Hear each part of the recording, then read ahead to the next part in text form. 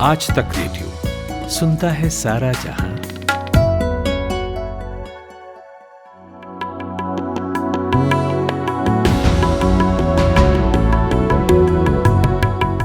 नमस्ते। आज तक रेडियो पर शनिवार का दिन है ये, और ये हमारी जो वीकली बैठकी है वो शुरू हो चुकी है। 3 ताल इसका नाम है। एक बैठकी हम लोगों ने और लगाना शुरू किया है ट्विटर पर हर बुधवार रात 9 बजे, और पिछली बार वो डिस्कशन 3 घंटे तक खिंचा था। इस पर भी आएंगे बाद में, अभी बात करेंगे। उसका नाम बेबाक बुधवार है। वहाँ अपने इष्ट मित्रों के साथ आप आइए, कुछ नया कुछ ज्वलंत सुनिए और अपनी भी सुनाइए। पर आज का दिन शनिवार का है और 3 ताल का है। चलिए शुरू किया जाए कमलेश ताऊ, पाणिनी बाबा और मेरे यानी कुलदीप सरदार के साथ आज का 3 ताल। नया हफ्ता नया बवाल। जय हो। जय हो, जय हो।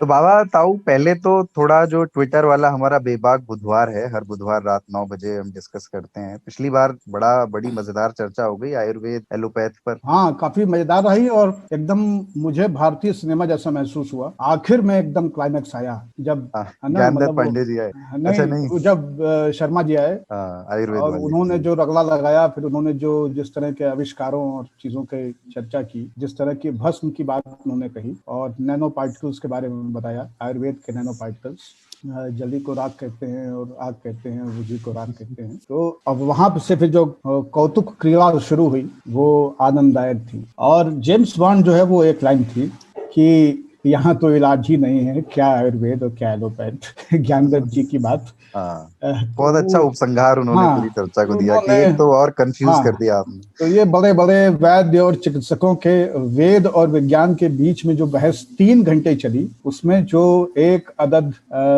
मरीज मिसिंग था, एक अदद आदमी मिसिंग था, उसने आखिर में कह दिया कि भैया तुम दोनों में से हम तक कोई नहीं पहुंच रहा है, तो आप वैष्णव और शैव बने रहिए, हमारे पास तो कोई शिवाला नहीं है।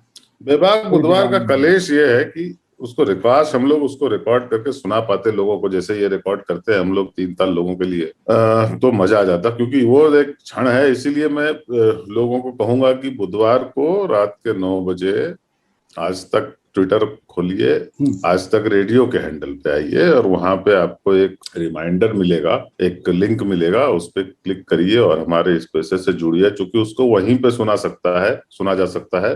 और वो 9 बजे के आसपास शुरू होता है। थोड़ी देर के बाद 10 मिनट 5 मिनट रंग आ जाता है उसमें, लेकिन उसको बाद में नहीं सुन सकते। बिल्कुल। और वो एकदम महाभारत के रंग में अश्वस्थामा मरो नरो वा कुंजरो की आकाशवाणी जैसा है। वो फिर बाद में एडिटिंग का उसमें ऑप्शन नहीं है, उसको बाद में सुनने का ऑप्शन नहीं है, तो आपको रण में होना पड़ेगा। और रण का समय है 9 बजे दिन बुधवार। पर एक बड़ा आकर्षण उसका यही है कि कोई भी अपनी बात रख सकता है। मतलब अगर आप बोलना चाहते हैं तो आप हमें रिक्वेस्ट भेज सकते हैं, हम आपको स्पीकर के तौर पर ऐड कर सकते हैं। और पिछली बार तो हमने काफी स्पीकर्स भी लिए, तो आप भी न सिर्फ सुन सकते हैं, बीच बीच में हम लोग लिसनर बनते रहे ताकि और स्पीकर जोड़े जा सके। और मतलब खुला खेल फर्रुखाबादी है। आइए और 80 चुटकी 90 ताल और रगड़ की बिदा मुंह में डाल, तो बात कहने का पूरा मौका। अपनी बातों को अपनी हथेलियों पे बरतें और उसका कह मारें बगैर सोचे। हाँ, इस बार बहुत लोग बोले, बहुत अच्छा लगा। लोगों का पार्टिसिपेशन होता है। हम 3 ठेलुओं की तरह जो है ना, हम ठेलते हैं, लेकिन और भी लोग उधर से भी ठेलते हैं। हाँ, असली मजा वो तभी आया जब बहुत लोग बोले, ज्यादा से ज्यादा आवाजें सुनी। और टाइमिंग भी सही है ना, 9 बजे रात में आदमी अपना खाना वाना खा के बैठा हुआ है, थोड़ा सा कसरत हो जाता है। हाँ, और कुछ लोग 9 बजे पकाना शुरू करते हैं, 11 बजे खाने की आदत होती है, उनके लिए अच्छा है कि अपना किचन स्पेसेस पे आकर के सुनते हुए अपनी सब्जियां छौंकते रहें। आपको बोरियत नहीं होगी, पूरा मनोरंजन होगा। और जब तक कार्यक्रम अपने आखिरी पड़ाव में आएगा, आपका खाना पक के तैयार हो जाएगा। इससे अच्छा क्या हो सकता है। अगले के लिए आमंत्रण है आपको, बुधवार रात 9 बजे। टॉपिक क्या होगा ये उसी दिन सुबह दोपहर तक हम लोग अपने ट्विटर हैंडल पर, आज तक रेडियो के ट्विटर हैंडल पर बता देते हैं। हाँ, वैसे हम कोशिश करेंगे कि आपको पहले से बता दें। और जो अभी तक लग रहा है कि हम लोग हिंदी का या भारत का जो हास्य है, हिंदी नहीं कहना चाहिए, और जो चुटकुले हैं, जो मजाक हैं, और उसके ऊपर जिस तरह की उसकी जो शैली है वो कैसे मुख्तलिफ है अंग्रेजों की शैली से, कि मतलब बेसिकली पाद और फाल्ट में क्या फर्क है, उसके ऊपर चर्चा हम लोग करेंगे। हाँ, कहे कि अंग्रेजी में होता है पन। हाँ, पर हमको बातें समझ नहीं आती वो। ये पन जो है, पर जो है हमारा महाराष्ट्र में पण कैसे हो गया? पण है, हाँ। हाँ एक हिंदी में पन है, वो फिर वो अपना या पराया के आगे लगता है, हाँ अपनापन, परायापन। अरे उसमें तो बहुत पन होते हैं, हिंदी का जो पन हाँ, है। सबसे अच्छा पन तो मुझे हरामी पन लगता है, बहुत अच्छा है। बहुत सर्वव्यापी है, और हिंदी में इतना सर्वहारा शब्द इस्तेमाल नहीं हुआ है जितना कि हरामीपन इस्तेमाल हुआ है, ऐसा मैं विश्वास से कह सकता हूँ। ये अच्छी डिबेट होगी, ठीक है। तो अभी आज के एजेंडा पे आते हैं वापस। हाँ, बुधवार से शनिचर में आते हैं। हाँ, शनिचर में आते हैं। आज और काली खिचड़ी का दिन है, शनिदेव का दिन है और छुट्टी का दिन है। हाँ, तो आज जिन विषयों पे बात करने वाले हैं, एक क्रिस्प इंट्रोडक्शन उसका दे दूं कि सबसे पहले जीपीएस के साथ हमारे अजीबोगरीब प्रयोग और संयोग की बात करेंगे। डिजिटल नक्शों को जानेंगे, जिसने जाने कितनों को पहुंचाया और जाने कितनों को भटकाया। उसके बाद अशकों की बात करेंगे, आंसुओं की, जिसके बारे में मोहम्मद अलवी कहते हैं कि रोज अच्छे नहीं लगते आंसू, खास मौकों पे मजा देते हैं। तो आंसुओं पर बात होगी, इसके डूज एंड डोंट्स पे बात होगी, इसके सोशियो फिलोसॉफिकल एस्पेक्ट पे बात होगी, और तत्पश्चात चर्चा आएगी। एक श्रोता का संदेश है, मैं सुनने वाले का, उनकी ओर से भेजी गई ये खबर है कि इस पर बात कीजिएगा प्लीज, तो उस पर भी बात करेंगे, और बीच बीच में बिजारोत्तेजक खबरें भी आती रहेंगी। लेकिन सबसे पहले जीपीएस और उसके सुझाए रास्तों पे बात करनी है ताऊ, और कई हफ्तों से ये विषय पेंडिंग है क्योंकि थोड़ा सा समय ये मांगता है और समय बचता नहीं है।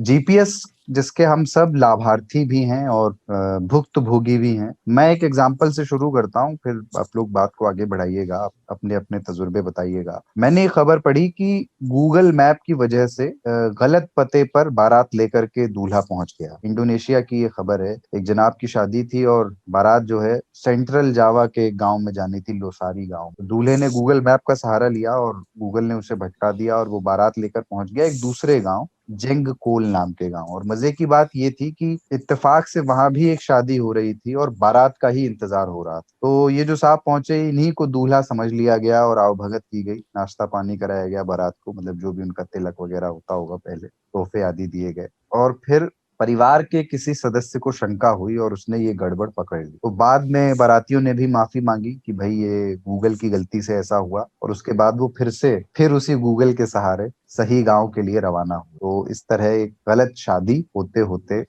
बच गई।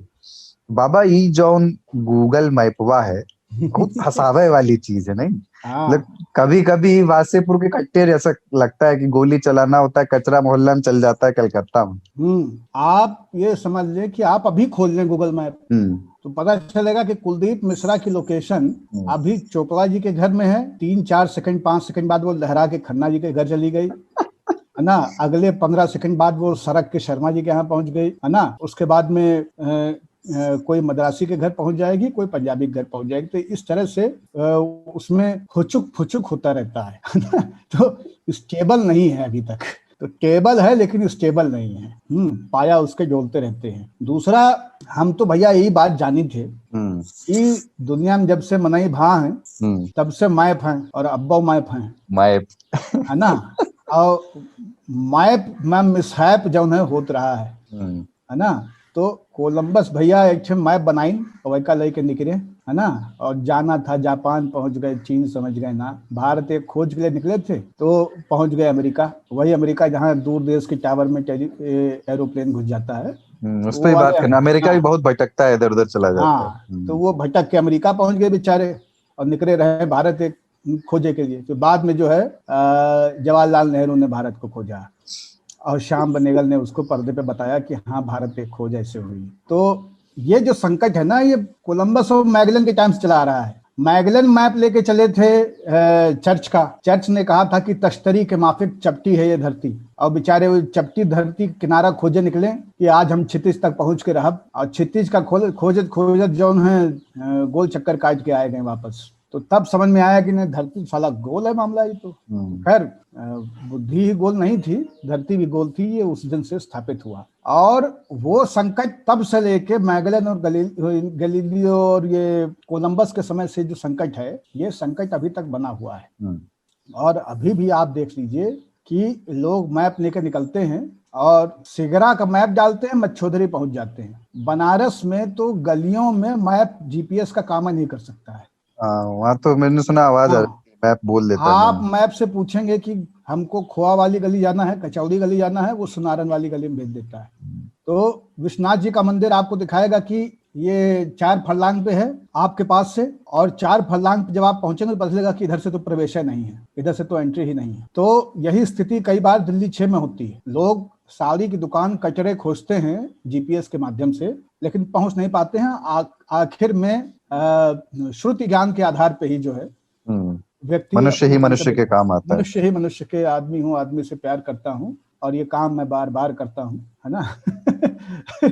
तो वो उस तरह से पहुंचाते हैं, और वो स्थिति लगातार दिल्ली 6 हो, बनारस हो, पुराना लखनऊ हो, नक्खास का मोहल्ला, आप इन सारी जगहों पे ये पाएंगे। हाँ, बहुत सारी मदद अब ये हो गई है जीपीएस की वजह से कि जो लंबा मामला है, हाँ। जहां पे आप एकदम सरपेंटिसाइटिस जा सकते हैं। जैसे मान लीजिए कि आप इंदिरापुरम में बैठे हैं और आपको जाना है गुड़गांव, तो वो आपको ये बता सकता है कि भाई आप आईटीओ होते हुए और इधर तीन मूर्ति की तरफ से निकलें, या धौला कुआं वाला सीधे आप रास्ता ले लें, या आप इधर आउटर रिंग रोड से जाएं। मतलब शहरों को शहरों से जोड़ने वाला जो रास्ता है वो तो ठीक तो है। जो मोटी मोटी बात है वो तो वो बता देता है, लेकिन महीन काम भाई साहब अभी भी नहीं हो पाता है उनसे। आओ, आपके साथ कोई एक्सपीरियंस ऐसा रहा है गूगल मैप के साथ? क्योंकि मतलब मुझे मालूम है आप काफी सोलो ट्रेवल करते हैं, गाड़ी लेके चल पड़ते हैं, कभी हुआ ऐसा है कि हाँ हाँ, अरे हम बहुत अर्ली अडेप्टर्स में ऐसे हैं। टेक्नोलॉजी अगर आती है तो हमें खाज होती है ना। हमारी भारत एक खाज है। तो हमें खुजली होती है कि हम उसको उपयोग में लाए। तो बहुत शुरू शुरू में जब मैप आया था, बाय द वे मैप अभी बहुत ज्यादा उत्कृष्ट हो गया है, पहले तो और भी कमजोर था, इतने एंट्रीज नहीं थे। तो मेरे बनारस में ही मेरे साथ चक्कर बहुत होता था, 2 बार हुआ, तीसरी बार मैं जाके सीखा, है ना। मुझे तो पहली बार अपनी गलती से सीख लेनी चाहिए थी कि बनारस जब आप जाएं हाईवे छोड़कर, तो मैं रुकता हूँ वो कैंट इलाके में, एक जेएचवी करके है वहां पे। हाँ, वहां पे सभी होटल है, रमाडा और रेडिसन सब उस जगह है। तो वहां जाने के लिए मैप आपको शॉर्टेस्ट रूट देखता है, इसका हिसाब किताब वही होता है यार, सबसे शॉर्ट कौन है। तो वो एक गली में जिसमें एक ही गाड़ी जा सकती है, और मेरी चौड़ी सी गाड़ी थी, और मैं घुस गया। जब घुस गया 1-1.5 किलोमीटर तो उधर से गाड़ी आ रही थी। तो हम दोनों में ये विचार होने लगा कि क्या कौन पीछे जाएगा। लेकिन वो लोकल आदमी थे, तो उनको समझ में आ गया था कि ये टूरिस्ट टाइप का है, इसका यूपी 16 लिखा हुआ गाड़ी में। तो उन्होंने उसको आगे पीछे करके एक घर के किसी बिल्कुल बरामदे तक चढ़ा के हमको उन्होंने निकाला। लेकिन हम दूसरी बार गए, अपने एक मित्र के साथ जा रहा था मैं घर, तो फिर उसी रास्ते में घुस गया। ठीक है, इस बार भी मान मनोवल करके, पर इस बार उधर से कोई गाड़ी नहीं आ रही थी, तो निकल गया। तीसरी बार मैंने पहले ही नोट कर लिया था, जो बताएगा वो नहीं करना है। सीधा चलते रहना है अपने आप को। आपको इस रेलवे स्टेशन के बाद लेफ्ट लेना है। तो ये तो मैप करता है। एक बार मैं रात में मैं जा रहा था, हिसार करके है हरियाणा में, वहां से मैं जा रहा था जयपुर, है ना। तो बस उन्होंने मुझे एक ऐसे रास्ते में डाल दिया जो बिल्कुल सकरा, बिल्कुल बस मतलब बाय द वे रेगिस्तान टाइप जगह है, लेकिन सकरी सड़क, उस पे डाल दिया। और फिर मैं हीरो की तरह चलता रहा और ढूंढता रहा। उसके बाद मोबाइल फोन के सिग्नल चले गए, तो जो आस थी वो भी खत्म हो गई, और पेट्रोल रिजर्व में चला गया। और कोई अंदाजा नहीं कि अगला पेट्रोल पंप, तो गांव नहीं दिख रहे थे, पेट्रोल पंप कहाँ से दिखेगा, है ना। तो बस धड़ धड़ धड़ धड़ करने लगा जीवन। फिर मोबाइल फोन का सिग्नल मिला, अपने लोगों को फोन किया। उन्होंने भी पूछा, भाई आप ये तो बताओ कि आप कहाँ हो। तो मैंने कहा मैं कहीं हूँ, ये मुझे पता नहीं है मैं कहाँ हूँ, पर मैं रास्ते पर हूँ, बिल्कुल सकरी सी सड़क है, मैं हनुमानगढ़ लास्ट जगह पे था, और वहां के बाद मुझे आइडिया नहीं है। तो और वो रात होते गई बाय द वे। तो कितना मतलब एक मन में होता है ना कि अगर यहीं पे रात हो गई और पेट्रोल खत्म हो गया, तो फिर यहीं बैठ के रात गुजारनी पड़ेगी, सुबह तक उत्तर दक्षिण का आइडिया नहीं था। एनीवे, तो ये सब गलतियां होती हैं। पर विदेशों में जहां पे कि गूगल को ये अधिकार मिला कि वो स्ट्रीट व्यू कर सकते हैं, भारत में भी उन्होंने किया था, पर उसको सरकार ने आदेश, मतलब उनको ये अधिकार नहीं दिया है। जब स्ट्रीट व्यू कर देते हैं आप ना, तो वो पैदल तक की एक्यूरेसी देता है ना। आप पैदल चल सकते हैं उस फोन को लेकर के, दोनों तरफ के चित्र आपको आएंगे, आप मिलान करते जाओ, आप आगे बढ़ते जाओ। पर वो भारत सरकार ने उनको बोला कि नहीं कर सकते आप। यहाँ पे भी उन्होंने वो चित्र लिए थे। पर अगर आप अमेरिका में हैं या ब्रिटेन में हैं या यूरोप के किसी देश में हैं, तो आप स्ट्रीट व्यू ऑन करके बहुत बेहतरीन पैदल भी चल सकते हैं, दुकानें ढूंढ सकते हैं, दुकानों के फ्लोर ढूंढ सकते हैं कि इस फ्लोर पे ये है। तो ये है, पर यही है कि देखिए किसी भी अच्छी चीज की तरह है ना, वो परफेक्ट नहीं है, उसमें अभी भी बहुत खामियां हैं और उसमें रेगुलेशन बहुत होता है। मतलब भारत सरकार चाहती है कि भाई फलां चीजें नहीं कर सकते आप, है ना, तो नहीं कर सकते, नहीं तो उनके पास 360 व्यू होता है सारे शहरों के, हर सड़क हर गली का। यहाँ तो सड़कों का नहीं दिया उन्होंने, तो गलियों का क्या देंगे। तो मैप की कहानी, अब उनकी जो बारात वाली कहानी है, उस तरह की कहानियां बहुत होती हैं, अभी भी होती है। आप कहीं चलें, आप कहीं और पहुंच जाएंगे। जैसे बाबा बता रहे थे कि अब बनारस की गलियां तो छोड़ दीजिए, कभी कभी बड़े शहरों में बड़े मुख्य सड़कों पर भी आपके साथ ऐसा हो सकता है, पर उससे जीवन बहुत इंप्रूव हुआ है, बहुत। बिल्कुल बिल्कुल, समय बचा टाइम है, बचा है। बहुत लाभ मिला है। आप और अकेले सड़कों पे पूछते रहते, भाई साहब आप लखनऊ छोड़ दिया आपने और आप इलाहाबाद जा रहे हो, पूछते रहते भाई साहब इलाहाबाद की सड़क यही ना, अब इधर ही ये जाना है ना, अब कहाँ पे मुड़ना नहीं मुड़ना है। आपको ओवरऑल वो लंबी दूरी के लिए बहुत अच्छी सुविधा हो गई है और आपके हाथ में। पान के खूमचे वालों का साइड जॉब भी यही होता था, रास्ता बताते थे। हाँ, और मैं एक आदमी शीशा नीचा करता था दुकान सामने आके, अब पूछता था कि भैया पाड़ेपुर किधर से जाना है, तो वो वहां से कुछ बताता था करके, और लोग फिर आगे चले जाते थे। और उसका दुकान पे सब लोग यही डिस्कस करते थे, क्योंकि गाड़ी से चलने वाले को हे दृष्टि से देखा जाता था कि ये बहुत धोखेबाज, कुछ नहीं आता इनको, है ना, इनको कुछ नहीं आता है ना। तो लोग यही चर्चा करते थे, गाड़ी खरीद ली, रास्ता सऊर नहीं, पता नहीं, है ना। दूसरी टिप्पणी होती थी कि बताओ ये इतना के बदतमीज हैं, धन्यवाद भी नहीं कहा है ना, कि कुछ शुक्रिया धन्यवाद करें, वो भी नहीं हुआ है। अरे कुछ कुछ दुकानदारों को ये भी पता होता था कि क्या पूछेंगे, क्योंकि कुछ ऐसे पॉइंट पे होते थे उनको लगता जहाँ पे पाड़ेपुरी पूछा जाएगा, उनको पता तो रहता था गाड़ी खुलते ही वो बोलते थे पाड़ेपुर, अच्छा जाओ इधर से। ना जैसे ये शादी के मौसम में बहुत ऐसा होता था। तो जैसे उनको पता है कि अब वशिष्ठ दीक्षित जी के यहाँ पे ब्याह है या ब्रह्म भोज है, तो लोग आज उनके यहाँ जा रहे होंगे। अब वशिष्ठ दीक्षित जी जो है ब्लॉक प्रमुख हैं या एमएलसी रहे हैं, पूर्व एमएलसी हैं, तो अब उनके यहाँ गाड़ी तो बहुत आएंगी। तो जितनी गाड़ी अपरिचित दिख रही, जैसे शीशा नीचे करे, भैया आगे से 2 किलोमीटर जाए, बाएं ले लियो, नहर के साथ वाला रास्ता है ना। वो पूछने से कोई कहता था कि नहीं भैया उधर नहीं जाना है, हमको इधर जाना है, यहाँ जाना है। तो ये 2 किस्से मैं सुनाना चाहता हूँ जीपीएस को लेके अपने अनुभव। एक किस्सा शहरी है और दूसरा हाईवे वाला है।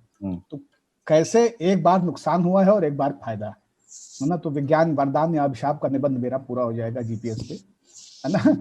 पहले अभिशाप बता देता हूँ। एक दिन रात में प्रेस क्लब में अपने कुछ अनुषांगिकों के साथ में रसरंजन करके और एग ऑन टोस्ट खा के मैं निकला गड्डी लेके। अपनी डिजायर हुआ करती थी मेरे पास, सलेटी रंग की डीजल वाली, नई आई थी, तो अति उत्साह भी था। और यह हुआ कि शीरमाल उठा ली जाए बटला हाउस से, और घर में कुछ कोरमा पका लिया जाएगा और शीरमाल कोरमा खाया जाएगा। थोड़ा सा रजनीगंधा और ये बिरयानी ले ली जाए, उनकी बिरयानी खाने की इच्छा थी बहुत प्रबल। तो हम निकले और मैप देखते देखते एक दुकान का एड्रेस डाला कि भाई यहाँ पे बंगाली स्टाइल की, कोलकाता स्टाइल की बिरयानी मिलती है। उस दुकान से मैंने कभी बिरयानी ली नहीं थी, तो मैंने मैप पे डाला और उसने लोकेशन तुरंत बता दी। हमने कहा कमाल है, बटला हाउस की पतली पतली गली में भी जो है सब बता रहा है। और बड़े कॉन्फिडेंस से डिजायर हम हौंकते हुए चले गए। तो जो ताऊ बता रहे थे ना कि किसी ने अपना ऑटो जो है वो लोगों की दहलीज तक चढ़ा दिया, किसी ने अपना बैटरी रिक्शा किनारे किया, जैसे तैसे करके हम पहुंचे। बिरयानी की दुकान में देग पोछा जा चुका था, माल अपने को कुछ मिला नहीं। और एक संकट ये हुआ कि वहां से निकलने में हमारी गाड़ी के चारों पल्ला, चारों दरवाजा जो है केवाड़ छिल गए। अरे यार, क्योंकि ऐसी गली में गूगल हमको ले जा चुका था जिस गली में 4 पहिया गाड़ी नहीं जा सकती। और वहां से लेकिन चूंकि रसरंजन हो चुका था अनुसांगिकों के साथ, तो सबने कहा कि बाबा आगे मत जाइए। हमने कहा अरे ऐसी की तैसी, है ना। और चारों पल्ला छिड़वाए के हम चले आए ना। तो एक तो जीपीएस का ये वृत्तांत है जो बहुत रोचक है मेरे लिए। और अगले दिन जो पीड़ा होती है ना, आप रसरंजन के जोश में गाड़ी छील देते हैं, फिर वो बदन पे आए घावों से ज्यादा पीड़ा देती है अगली से। तो वो जीपीएस का एक कटु अनुभव है दिल्ली जैसे शहर में। और दूसरा एक अच्छा अनुभव ये है कि वर्ष 2008-2009 के इसमें संक्रमण में, मतलब कि 31 दिसंबर 1 जनवरी का समय सेलिब्रेट करने के लिए हम नया साल मनाने के लिए हर साल हम जाते थे मनाली। क्योंकि मनाली में ऑफ सीजन रहता है, एकदम सूखा कर्फ्यू ग्रस्त गांव जैसा हो जाता है, तो वो एकांत में बहुत आनंद आता था। और वहां पे हम अपना कुकिंग वुकिंग खुद करते थे, कच्चा पपीता लेके जाते थे, गोश्त और ट्राउट फिश खाते थे। तो एक बार हम लोग यहाँ से चले और हम लोगों के पास उस वक्त वो टोयोटा की एक गाड़ी आती थी क्वालिस, तो क्वालिस लेके हम लोग निकले यहाँ से और चंडीगढ़ से शराब उठाई, क्योंकि शराब चंडीगढ़ में खासी सस्ती थी उस वक्त, दिल्ली से भी सस्ती हुआ करती थी और हिमाचल में हद से ज्यादा महंगी थी। दूसरा क्या है, हिमाचल में चॉइसेस नहीं होती, तो चंडीगढ़ से अपना द्रव्य लेकर के सारी चीजें स्वास्थ्य के लिए हानिकारक है। चेतावनी, हाँ, वैधानिक चेतावनी है। मजा बहुत आता है लेकिन हानिकारक है। तो हम लोग चंडीगढ़ तक सब सही रहा, रात हो चुकी थी, 12 बज गया था। उसके बाद हम लोग, और आप सोचिए कि 29 या 30 दिसंबर की ये घटना है और कोहरा किस कदर रहा होगा। तो एक रास्ते को हम लोगों ने समझा कि रोपड़ का रास्ता है और यहाँ से हम लोग बिलासपुर होते हुए मनाली जाएंगे, कुल्लू होते हुए, मंडी होते हुए। तो हम लोग रोपड़ के रास्ते पे बढ़ गए और जब हम लोग 1-2 घंटे चल दिए तो समझ में आया कि हम लोग तो कहीं लुधियाना जालंधर वगैरह के आसपास किसी और शहर के पास पहुंच गए हैं। हम लोगों ने दरअसल कोई गलत मोड़ रोपड़ वाला समझ के उस पे हम लोग चले गए थे और दूर दूर तक कोई नहीं था। दरवाजा खोल के बाहर निकले तो टपकने वाला कोहरा था, पुलिस वाले और कुत्ते तक गायब थे सड़कों से। बहुत ही बुरी स्थिति थी। और अपने पास उस वक्त नोकिया का फोन होता था जिसमें टाइपिंग और स्क्रीन आधा आधा हुआ करते थे, E63 करके फोन, क्वालिटी कीपैड वाला। हाँ, तो वो E63 में आधी स्क्रीन होती थी। उसमें हमने उस रात मैप लगाया और क्लोजेस्ट दूरी उसने रोपड़ के लिए जो हम लोग को दिखाई, उसको देख करके हम लोग चलना शुरू हुए। और कौन कौन गांव से, कौन कौन कच्चे से उसने मझाते, लेकिन सुबह 3:30 बजे हम लोग अनंतपुर साहब पहुंच गए। देखिए, तो मतलब लग रहा था कि पता नहीं हम लोग कहाँ जंगल में जा रहे हैं, लुट जाएंगे कि गाड़ी खराब हो जाएगी। कच्चे धूल भरे रास्ते और कोहरा, दो तरह की चीजें। और वो कोहरे के साथ जमी हुई जो धूल थी वो विचित्र सी गंदगी मचा रही थी स्क्रीन पे। कुछ समझ नहीं आ रहा था, बस चल रहे थे जैसे तैसे। सामने कुछ दिख भी नहीं रहा था, हज का गड्ढा। लेकिन 3:30 बजे हम लोग, खैर 3:30-4 बजे के करीब हम लोग अनंतपुर साहब पहुंच गए और अनंतपुर साहब जा करके वहां पार्किंग में गाड़ी लगाई, गुरुद्वारे गए। और मैं अनंतपुर साहब हमेशा ऐसे ही 3-4 बजे लौटानी में भी पहुंचता रहा हूँ रात में, और जाते समय भी। तो मैं रुकता जरूर हूँ, मेरा एक वो स्टॉपेज रहता है। और क्योंकि वहां पे स्टील के गिलास में 2/3 भर के चाय मिल जाती है और बहुत मजेदार चाय होती है। जो मामला रो पड़ने का था वो आनंदपुर में आया मैप की वजह से। तो मैप ने कैसे उस रात हम लोगों को, और हम लोग 6 मित्र थे। ये रोपड़ का कोई रोपण से तो नहीं, लेकिन वहां से तो अपभ्रंश हो गई है, वृक्षारोपण? नहीं, ये रूपनगर नाम है उसका। अच्छा, है ना। हाँ, और इंशा ने इस पे लिखा भी था कि रूपनगर के नाके पे लगता है महसूल मियाँ। वाह। तो रूपनगर का नाका जो है ना, इंशा जो थे फिल्लौर के थे, जो जालंधर के रास्ते में है। और मैं उन रास्तों पर बहुत चला हूँ।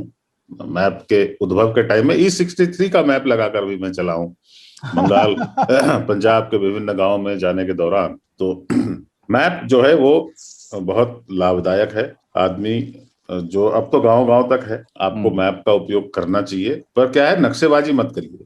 और एक छोटी सी बात मैं ये बता देना चाहता हूँ कि मतलब सबको पता ही है कि जो शब्द है नेविगेशन, वो भारत की देन है, वो नभगति से आया है। ओह, हाँ, तो ये नहीं पता था। हाँ, भारत को हमने मतलब विश्व को हमने 0 ही नहीं दिया है, ये नभगति है। आकाश में तारों की स्थिति को देखकर एक जगह से दूसरे जगह जाना और दिशा का निर्धारण करना, किधर जाना है, ये नवगति थी। नवगति से नेविगेशन हुआ। और अगर बिहार के लोग उसको नेविगेशन बोलते हैं तो बहुत ज्यादा गलत नहीं। इस 13 साल पुराने फोन को, जो E63 की मैं बात कर रहा हूँ, 2008 में खरीदा गया फोन, मैंने अब तक संभाल के रखा है। मैं आप लोगों को दिखाना चाहता हूँ। तो ये है E63। बहुत अच्छा लुक था। हाँ, बहुत अच्छा लुक था। हाँ, ये एकदम ब्लैकबेरी की कॉपी जैसा था ये। और ब्लैकबेरी से ज्यादा अच्छा काम करता था ये। हमारे सबसे प्रिय फोनों में ये रहा है। मैंने बाकी सारे फोन में बहा देता हूँ, लेकिन ये एक अकेला फोन है। और एक आईपॉड है, टच वाला आईपॉड था जिसमें ऑडियो विजुअल था और वो टच वाला ऑप्शन था। आईफोन का मजा देता था आईपॉड। तो वो आईपॉड और ये फोन, दो चीजें मैंने संभाल के रखी हैं। एक संक्षिप्त बातचीत रास्ता बताने वाले किरदारों पे भी कर सकते हैं, क्योंकि अलग अलग शहरों में रास्ता बताने के अंदाज अलग है। हमने छुआ उसको हल्का सा, जैसे आप दिल्ली में पूछिए तो वो कहेगा थोड़ा ही आगे जाना है, फिर टी पॉइंट आएगा। ये टी पॉइंट थोड़ा इधर ही ज्यादा चल आता है। और थोड़ा आगे का मतलब 3 किलोमीटर भी हो सकता है, 4 किलोमीटर भी हो सकता है। और वहां आप बनारस में, मुरादाबाद में, रामपुर में, वहां थोड़ा आगे का मतलब होता है 200 मीटर, 400 मीटर, 500 मीटर।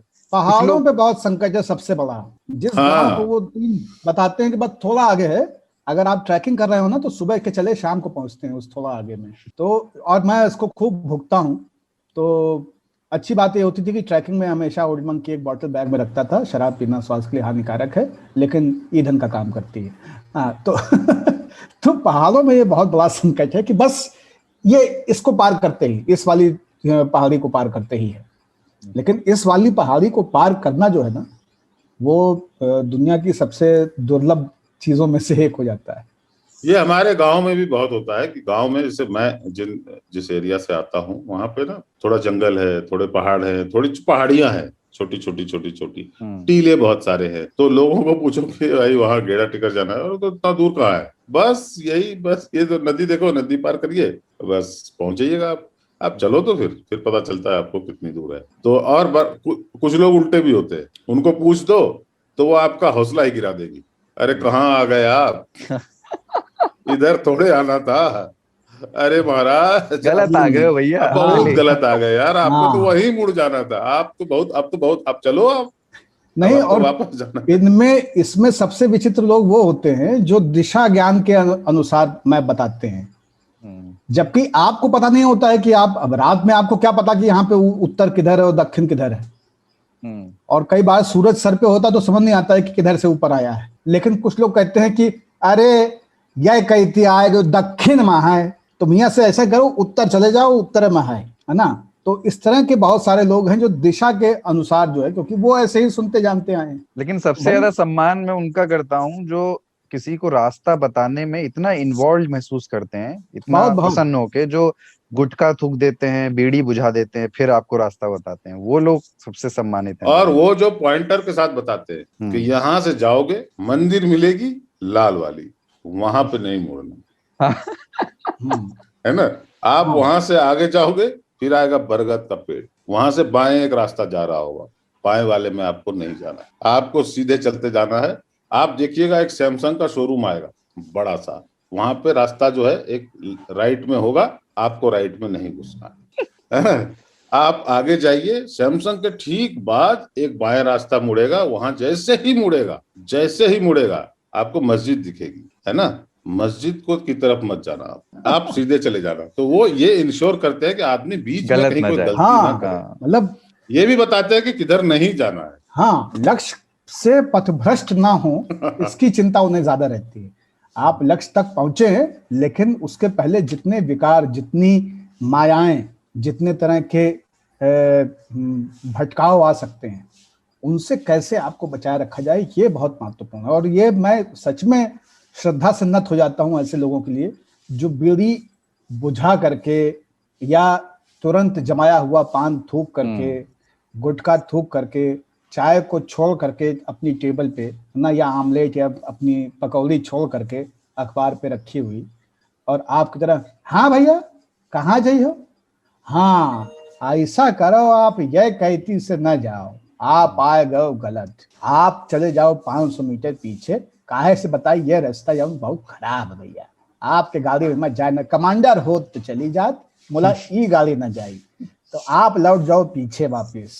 हाँ, किनके यहाँ जा रहे हो, उनके हाँ रहे सिंचाई विभाग में रहे, हाँ जानी थी हम, उनका जानी थी।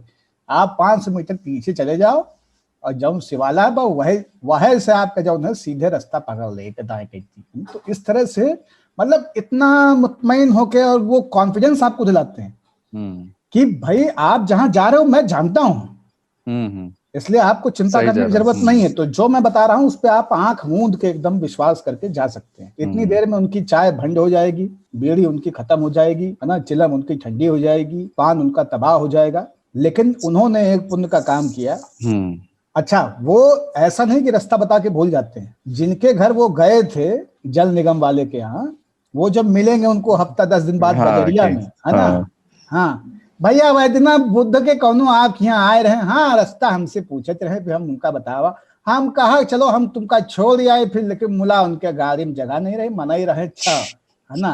अब बताओ, है ना, एक मारुति में अच्छा मनई बैठ है, बैन हो तो हम बैठ जाए, बैनो ना रही, है ना, कारे रही। फिर हम लेकिन उनका बताए पहुंच आई गए रहे ना, कहाँ, हाँ आई गए रहे। अरे उनका देखा आए रहे, हम समझ गए रहे भैया, एक मालदार बढ़िया आदमी लगत रहे, हाँ ठीक ठाक रहे।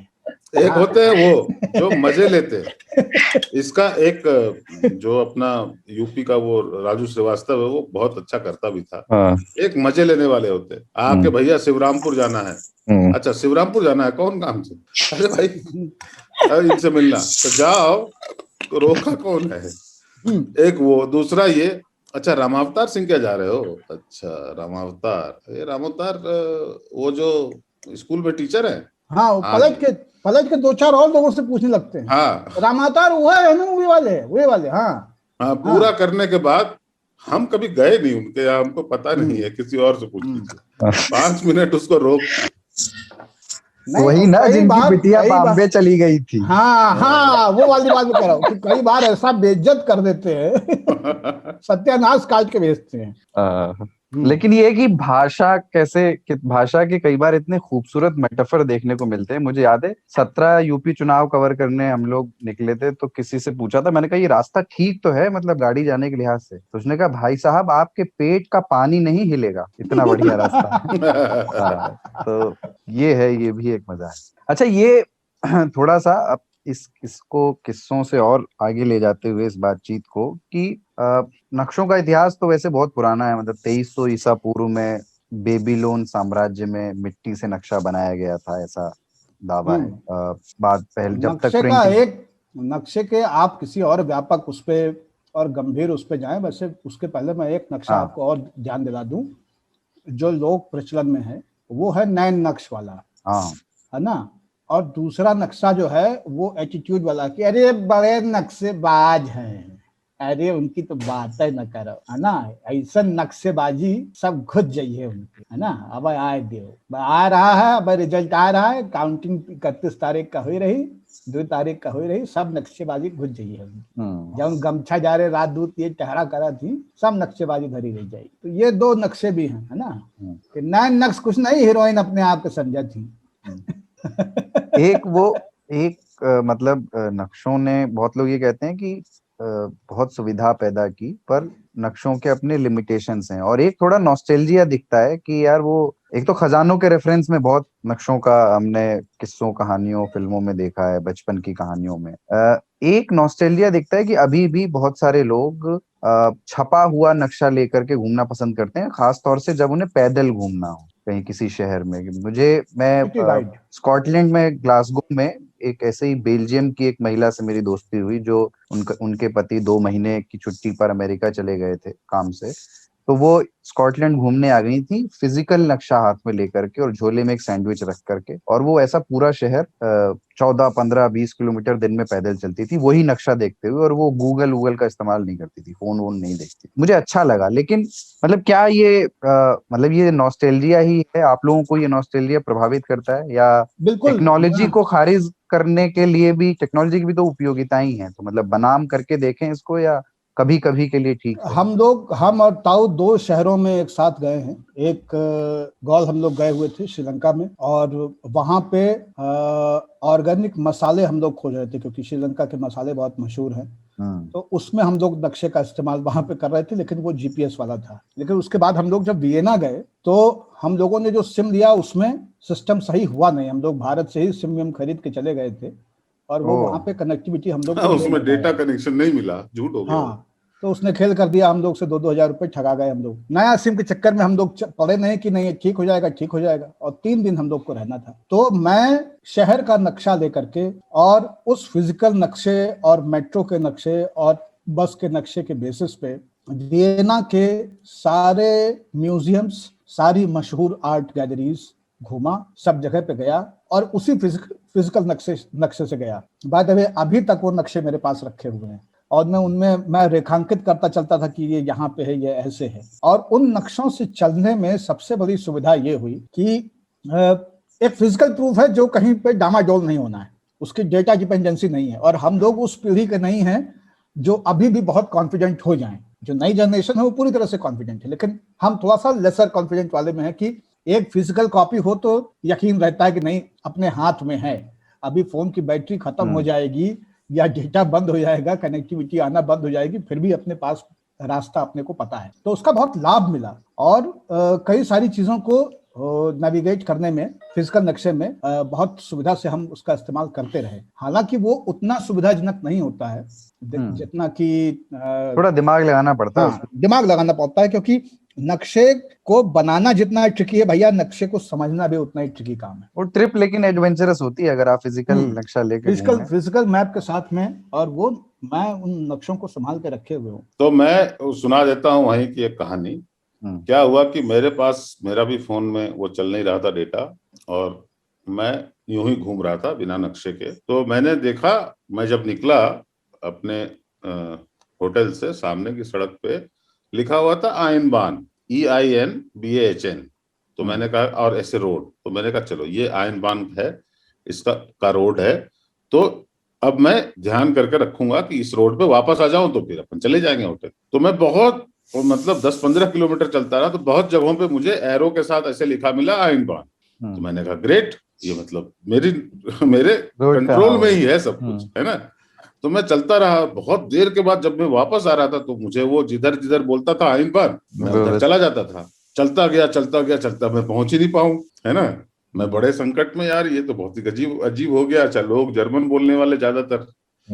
तो फिर मैंने एक जो चर्च है वहां का, एक सबसे बड़ा, वो बहुत ऊंची चोटी है उसकी, तो मैं उसको एक बार स्पॉट कर लिया। तो मैंने कहा नहीं, पहले वहां पहुंचना है ना। उस चर्च के ठीक सामने रोड पार करके हम लोग रुके हुए थे और ताऊ का चेहरा उस दिन देखने लायक था। इनके पैर खत्म हो चुके थे, जूतों ने चुभ लिया था इनको। तो मैंने देख लिया, मैंने कहा पहले मैं वहां पहुंच जाऊं उसके बाद मैं देखूंगा। तो वहां मैं पहुंच गया, उसके बाद मैंने देख भी लिया। जब पहला चीज आया, मैंने कहा यार ये आयनबान ने मुझे बहुत बेवकूफ बनाया है ना। ये सब जगह जाता जाता उधर है, पर मैं पहुंच नहीं पाया। तो फिर मैंने जब इंटरनेट मिला तो सर्च किया, तो उसका मतलब था वन वे। जबकि बान का मतलब रोड होता है, ऑटोबान है वहां पे। तो मैंने सोचा था कि ये आयन नाम का कोई रोड है ना, तो मैं तो वहां पहुंच ही जाऊंगा जब एरो बता रहा है। तो आओ, जिस बान पे थे वो बान की मून था। तो मुझे उसने जो है ना ऐसा बनाया कि क्या बताऊं। वो अरे उतने बड़े देश में ज्यादातर सड़कें वन वे है, तो सब जगह लिखा होता था इस तरफ वन वे है, तो मैं उधर ही चला जाता था। वहां से निकलूं, वहां पे भी लिखा होता था इस तरफ वन वे है, तो उधर चला जाता था। क्योंकि पुराने वियना में सड़कों में एक साइड पार्किंग हो जाती है और एक साइड गाड़ियां चलती हैं। तो बहुत सारी रोडें, बिल्कुल ताऊ जो बता रहे हैं कि वन वे है। और उनके यहाँ संकट ये है कि उनकी सड़कों का जो पुराना वियना है उसमें 40% एरिया जो है ना वो पेवमेंट्स हैं और 60% व्हीकल के लिए। अच्छे भले फुटपाथ वहां पे हैं और खूब सारे लोग पैदल चलते हुए मिलते हैं। हिसाब लोग पूरे यूरोप में साइकिल और पैदल को प्राथमिकता दी जाती है। कार वालों की इज्जत उतनी नहीं है, उनको हर जगह रुकना पड़ता है। एक आदमी सड़क पे उतर जाए तो फिर रुकना पड़ता है। यहाँ पे वो नहीं होता कि उतरे नहीं लोग पहले डर से, और उतरे तो उसको धमका दें।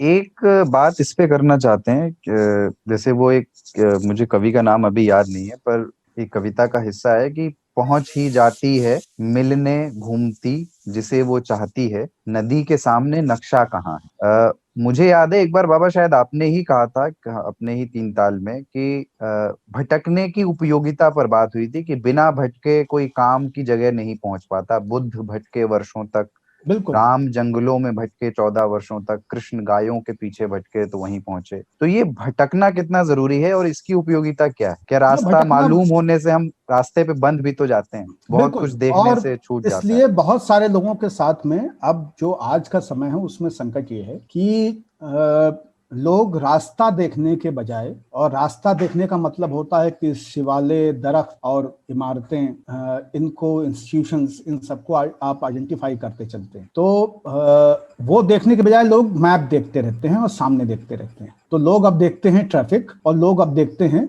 मैप, जीपीएस वाला। तो इस वजह से कई लोगों के साथ मैंने संकट पाया है कि कई बार जीपीएस का इस्तेमाल करके किसी जगह तक पहुंचे हुए लोग भी उस इलाके के बारे में परिचित नहीं है। मुझे हमारे तमाम सारे दोस्त दिल्ली का जीपीएस बोलते हैं, क्योंकि जब मैं दिल्ली आया था तो उस वक्त एक स्टूडेंट पास मेरे पास जेब में हुआ करता था। 6 महीने का 72 रुपए में स्टूडेंट पास बनता था, यानी 12 रुपया महीना, 12 छंग 72। तो 12 रुपया आपके महीने भर की सभी डीटीसी की बसों का चलने का किराया है, फ्री में आप चलते थे उस डीटीसी पास से। तो मैं क्या करता था कि छुट्टी के दिनों में या इंस्टीट्यूट से निकल करके मैं किसी भी बस में चल जाया करता था। और उस वक्त अपने पास दिल्ली में मोबाइल था नहीं। मेरे पास दिल्ली आने के 5 साल बाद मोबाइल आया, 4 साल बाद, 2004 में मोबाइल आया।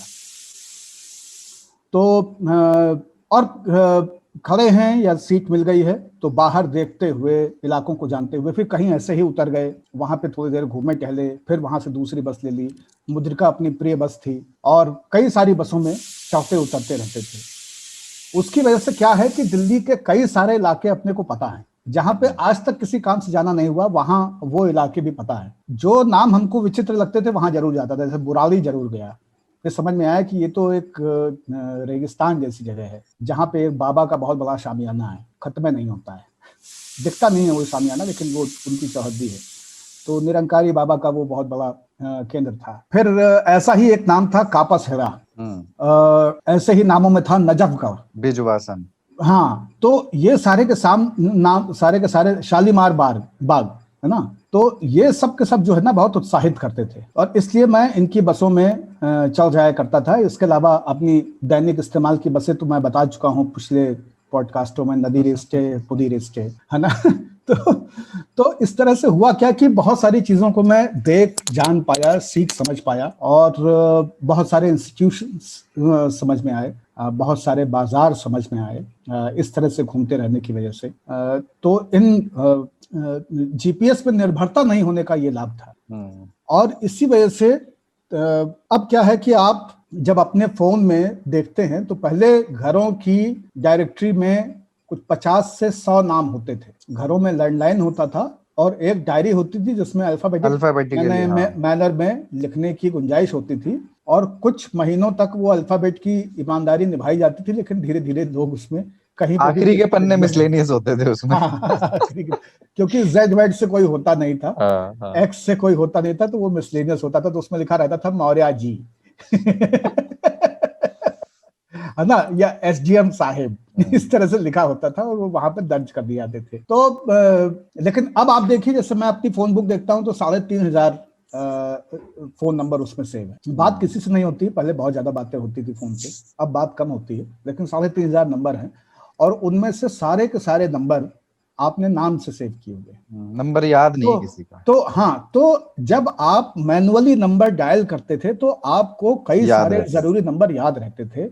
आज की तारीख में मुझे अपनी माँ का नंबर याद नहीं है मोबाइल का, क्योंकि फेवरेट में सेव है वो। फेवरेट में एक ही नंबर है माँ का, वो बुक मार्क्ड है, बस अपने को वहां जाना है और उसको दबा देना है और वो फोन लग जाएगा। तो संकट ये है कि माँ कॉलिंग तो दिखाई देता है लेकिन नंबर नहीं दिखाई देता है, तो नंबर अपने को याद नहीं। तो अगर कोई अभी पूछ ले कि माँ का नंबर क्या है तो मुझे खोजना पड़ेगा। तो ये एक संकट है जो तकनीक के साथ आया। हाँ, तकनीक के साथ में जो मैनुअल इंटरवेंशन था, जिसमें आप रास्ते को, नंबरों को, संपर्क को याद रखते थे, वो भटकाव की गुंजाइश और भटकाव के बहाने जो बहुत सारी आपकी विजुअल लिटरेसी होती थी किसी भी इलाके के बारे में, वो अब क्षीण हो गई है। तो ये एक संकट है, ये सत्य वचन है। हाँ, ये 97-223, हाँ, ऐसे याद रहता था। एक चीज, जब भी हम भटकते थे ना तो कहीं ठहरते थे, तो ऐसा भी अब क्या है कि अब हम सीधे गंतव्य पर ही ठहरते हैं, मतलब जो पड़ाव नाम की चीज हुआ करती थी हाँ वो अब खत्म होते जा रहा है, अब डेरे मंजिल पे ही डाले जाते हैं, बिल्कुल। है ना। तो अच्छा, इसमें और एक बाबा ने शुरू में जो बताया था वो मैं दोहरा दूं उस बात को, एक बार शायद मैं बोल चुका हूँ ये, कि जब कोलंबस इंडिया को खोजने निकला और अमेरिका पहुंच गया तो उसने वहां के उसी को इंडिया बोल दिया और वहां के लोगों को इंडियन कहा गया।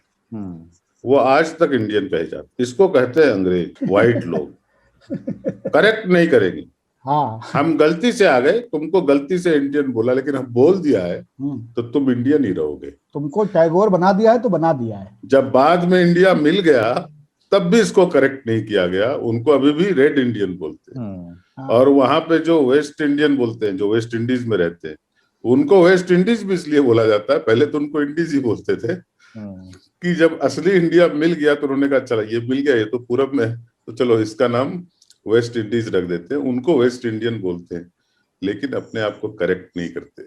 ये ना कभी कभी मुझे लगता है कि ये लोग सरकार में, जब ये लोग तो सरकार थे ना पहले, जब मैं अपनी सरकारों को देखता हूँ वो करेक्ट नहीं करते कि गलती हो गई है तो इसको ठीक करेंगे, नहीं यही ठीक है। लेकिन मैं एक चीज जो कहता हूं कि जो रास्ते बने दुनिया भर में वो रास्ते भटकने से ही बने। एक आदमी भटकते भटकते एक जगह से दूसरी जगह गया और धीरे धीरे वो रास्ते में तब्दील हो गया। तो रास्ते दुनिया भर में बने भटकने से ही, और उससे क्या हुआ कि उन रास्तों ने बहुत सारे लोगों को, बहुत सारे गांवों को, बहुत सारे टोलों को अपने साथ जोड़ा। अब जो रास्ते बन रहे हैं ना वो जीपीएस देख के बन रहे हैं, तो वो एक नाक की सीध में एक रोड खींच देते हैं और बहुत सारे लोगों को दूर कर देते हैं। फायदा क्या होता है कि जिनको सीधे मंजिल पे पहुंचना है वो तो कम समय में पहुंच जा रहे हैं, लेकिन बहुत सारे लोग उससे अलग हो जा रहे हैं।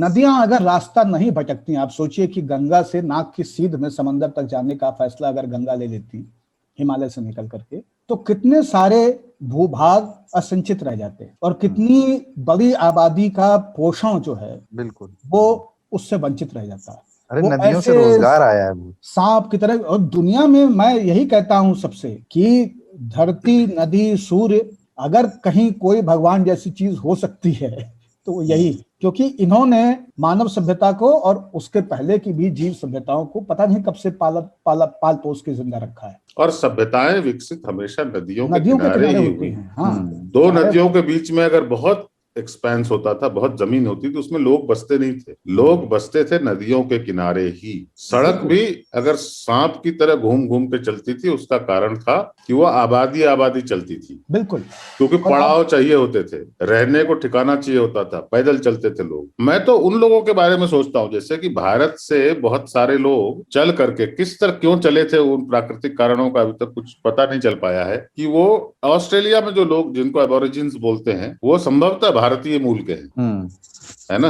और यहाँ का एक कुत्ता, वो बाय द वे कुत्ते से पता चला, ऑस्ट्रेलिया का एक कुत्ता है डिंगो। तो जब वो कुत्ता बिल्कुल इंडियन सा है, हमारे जो देसी कुत्ते होते हैं, तो लोगों ने इस पे, साइंटिस्ट ने और लोगों ने इस पे शोध करना शुरू किया कि ये कुत्ता इतना भारतीय है, ये यहाँ पहुंचा कैसे। और वो वहां का आदि कुत्ता है ना, अंग्रेजों के, व्हाइट लोगों के पहुंचने के पहले का कुत्ता है वो। तो इतने सुदूर द्वीप में कैसे पहुंच गया वो। तो ऐसा अंदाजा लगाया जाता है कि मतलब छोटे छोटे नावों पर या मेकशिफ्ट नावों पे लोग यहाँ से ऑस्ट्रेलिया गए, उनके साथ ये कुत्ता गया, द्वीप द्वीप द्वीप द्वीप होते हुए ये वहां पहुंच गए। अच्छा है अगर द्वीप नहीं होते रास्ते में तो वहां तक पहुंचने की उस समय में गुंजाइश ही नहीं थी, ऐसे तो नाव नहीं थे जो पहुंच सके, वन गो में चल सके। हाँ, ये जो शहर है हमारे ना, कन्नौज और हरदोई और ये सब जो शहर हैं, ये द्वीप हैं बिल्कुल जमीन पे, जो जिनको होते होते होते लोग कलकत्ता पहुंचते थे। ऐसा नहीं कि बस फर्राटा मारा और जीटी रोड। मैं अब जीटी रोड देखता हूँ ना तो मुझे लगता है, मैं ये सोचता हूँ जैसे नया जिसको अभी जीटी रोड बोलते हैं लोग, वो जीटी रोड नहीं है, वो NH2 है ना, जो अब की NH 119 नाम हो गया उसका, वो NH है, वो जीटी रोड नहीं है। जीटी रोड बुलंदशहर भी जाती थी, हापुड़ भी जाती थी, मेरठ जाती थी, और करनाल जाती थी, दिल्ली जाती थी, और बाय द वे उधर कन्नौज जाती थी। अभी कन्नौज में नहीं है वो NH, बिल्कुल कन्नौज बिल्कुल किनारे हो गया, क्योंकि आधुनिक जो सड़कें हैं वो आधुनिक तरीके से बनाई जा रही हैं, आधुनिक उसकी मैपिंग होती है, आधुनिक अलाइनमेंट होती है। और सड़कें हमेशा ट्रेड के लिए बनी, तो जहां जहां पे ट्रेड था वहां वहां पे सड़क पहुंचाई गई। ये हुआ है। अब ये तो गनीमत है कि मतलब ये नहीं, ऑस्ट्रेलिया थोड़ा सा दूर है और अंग्रेजों ने शोध किया इस कुत्ते पे। अगर भारतीय शोध कर रहे होते तो कहते थे कि युधिष्ठिर जो है वो ले गए थे, छोड़ के आए थे। और स्वर्ग का रास्ता ऑस्ट्रेलिया की तरफ से होके जाता है। नहीं है तो हिमालय पर, लेकिन ऑस्ट्रेलिया जो है वो स्वर्ग का सेक्टर 22 है। अच्छा, एक मतलब लंबी चर्चा हो गई क्योंकि जिस समय ऑस्ट्रेलिया टूटा था भारत से, मतलब भारत इधर आया, ऑस्ट्रेलिया उधर गया, ये जो जमीन का हिस्सा है, उस समय मानव जाति नहीं थी, तो कुत्तों के होने की संभावना नहीं है कि उस समय जब टूटा उसके पहले से वहां ये लोग जिसे आप साउथ एशिया कहते हैं या जिसे आप अफ्रीका कहते हैं, वो कभी ऑस्ट्रेलिया से जुड़ा हुआ था और ऑस्ट्रेलिया अलग हो गया और ये दोनों प्लेट्स अलग हो गए जी।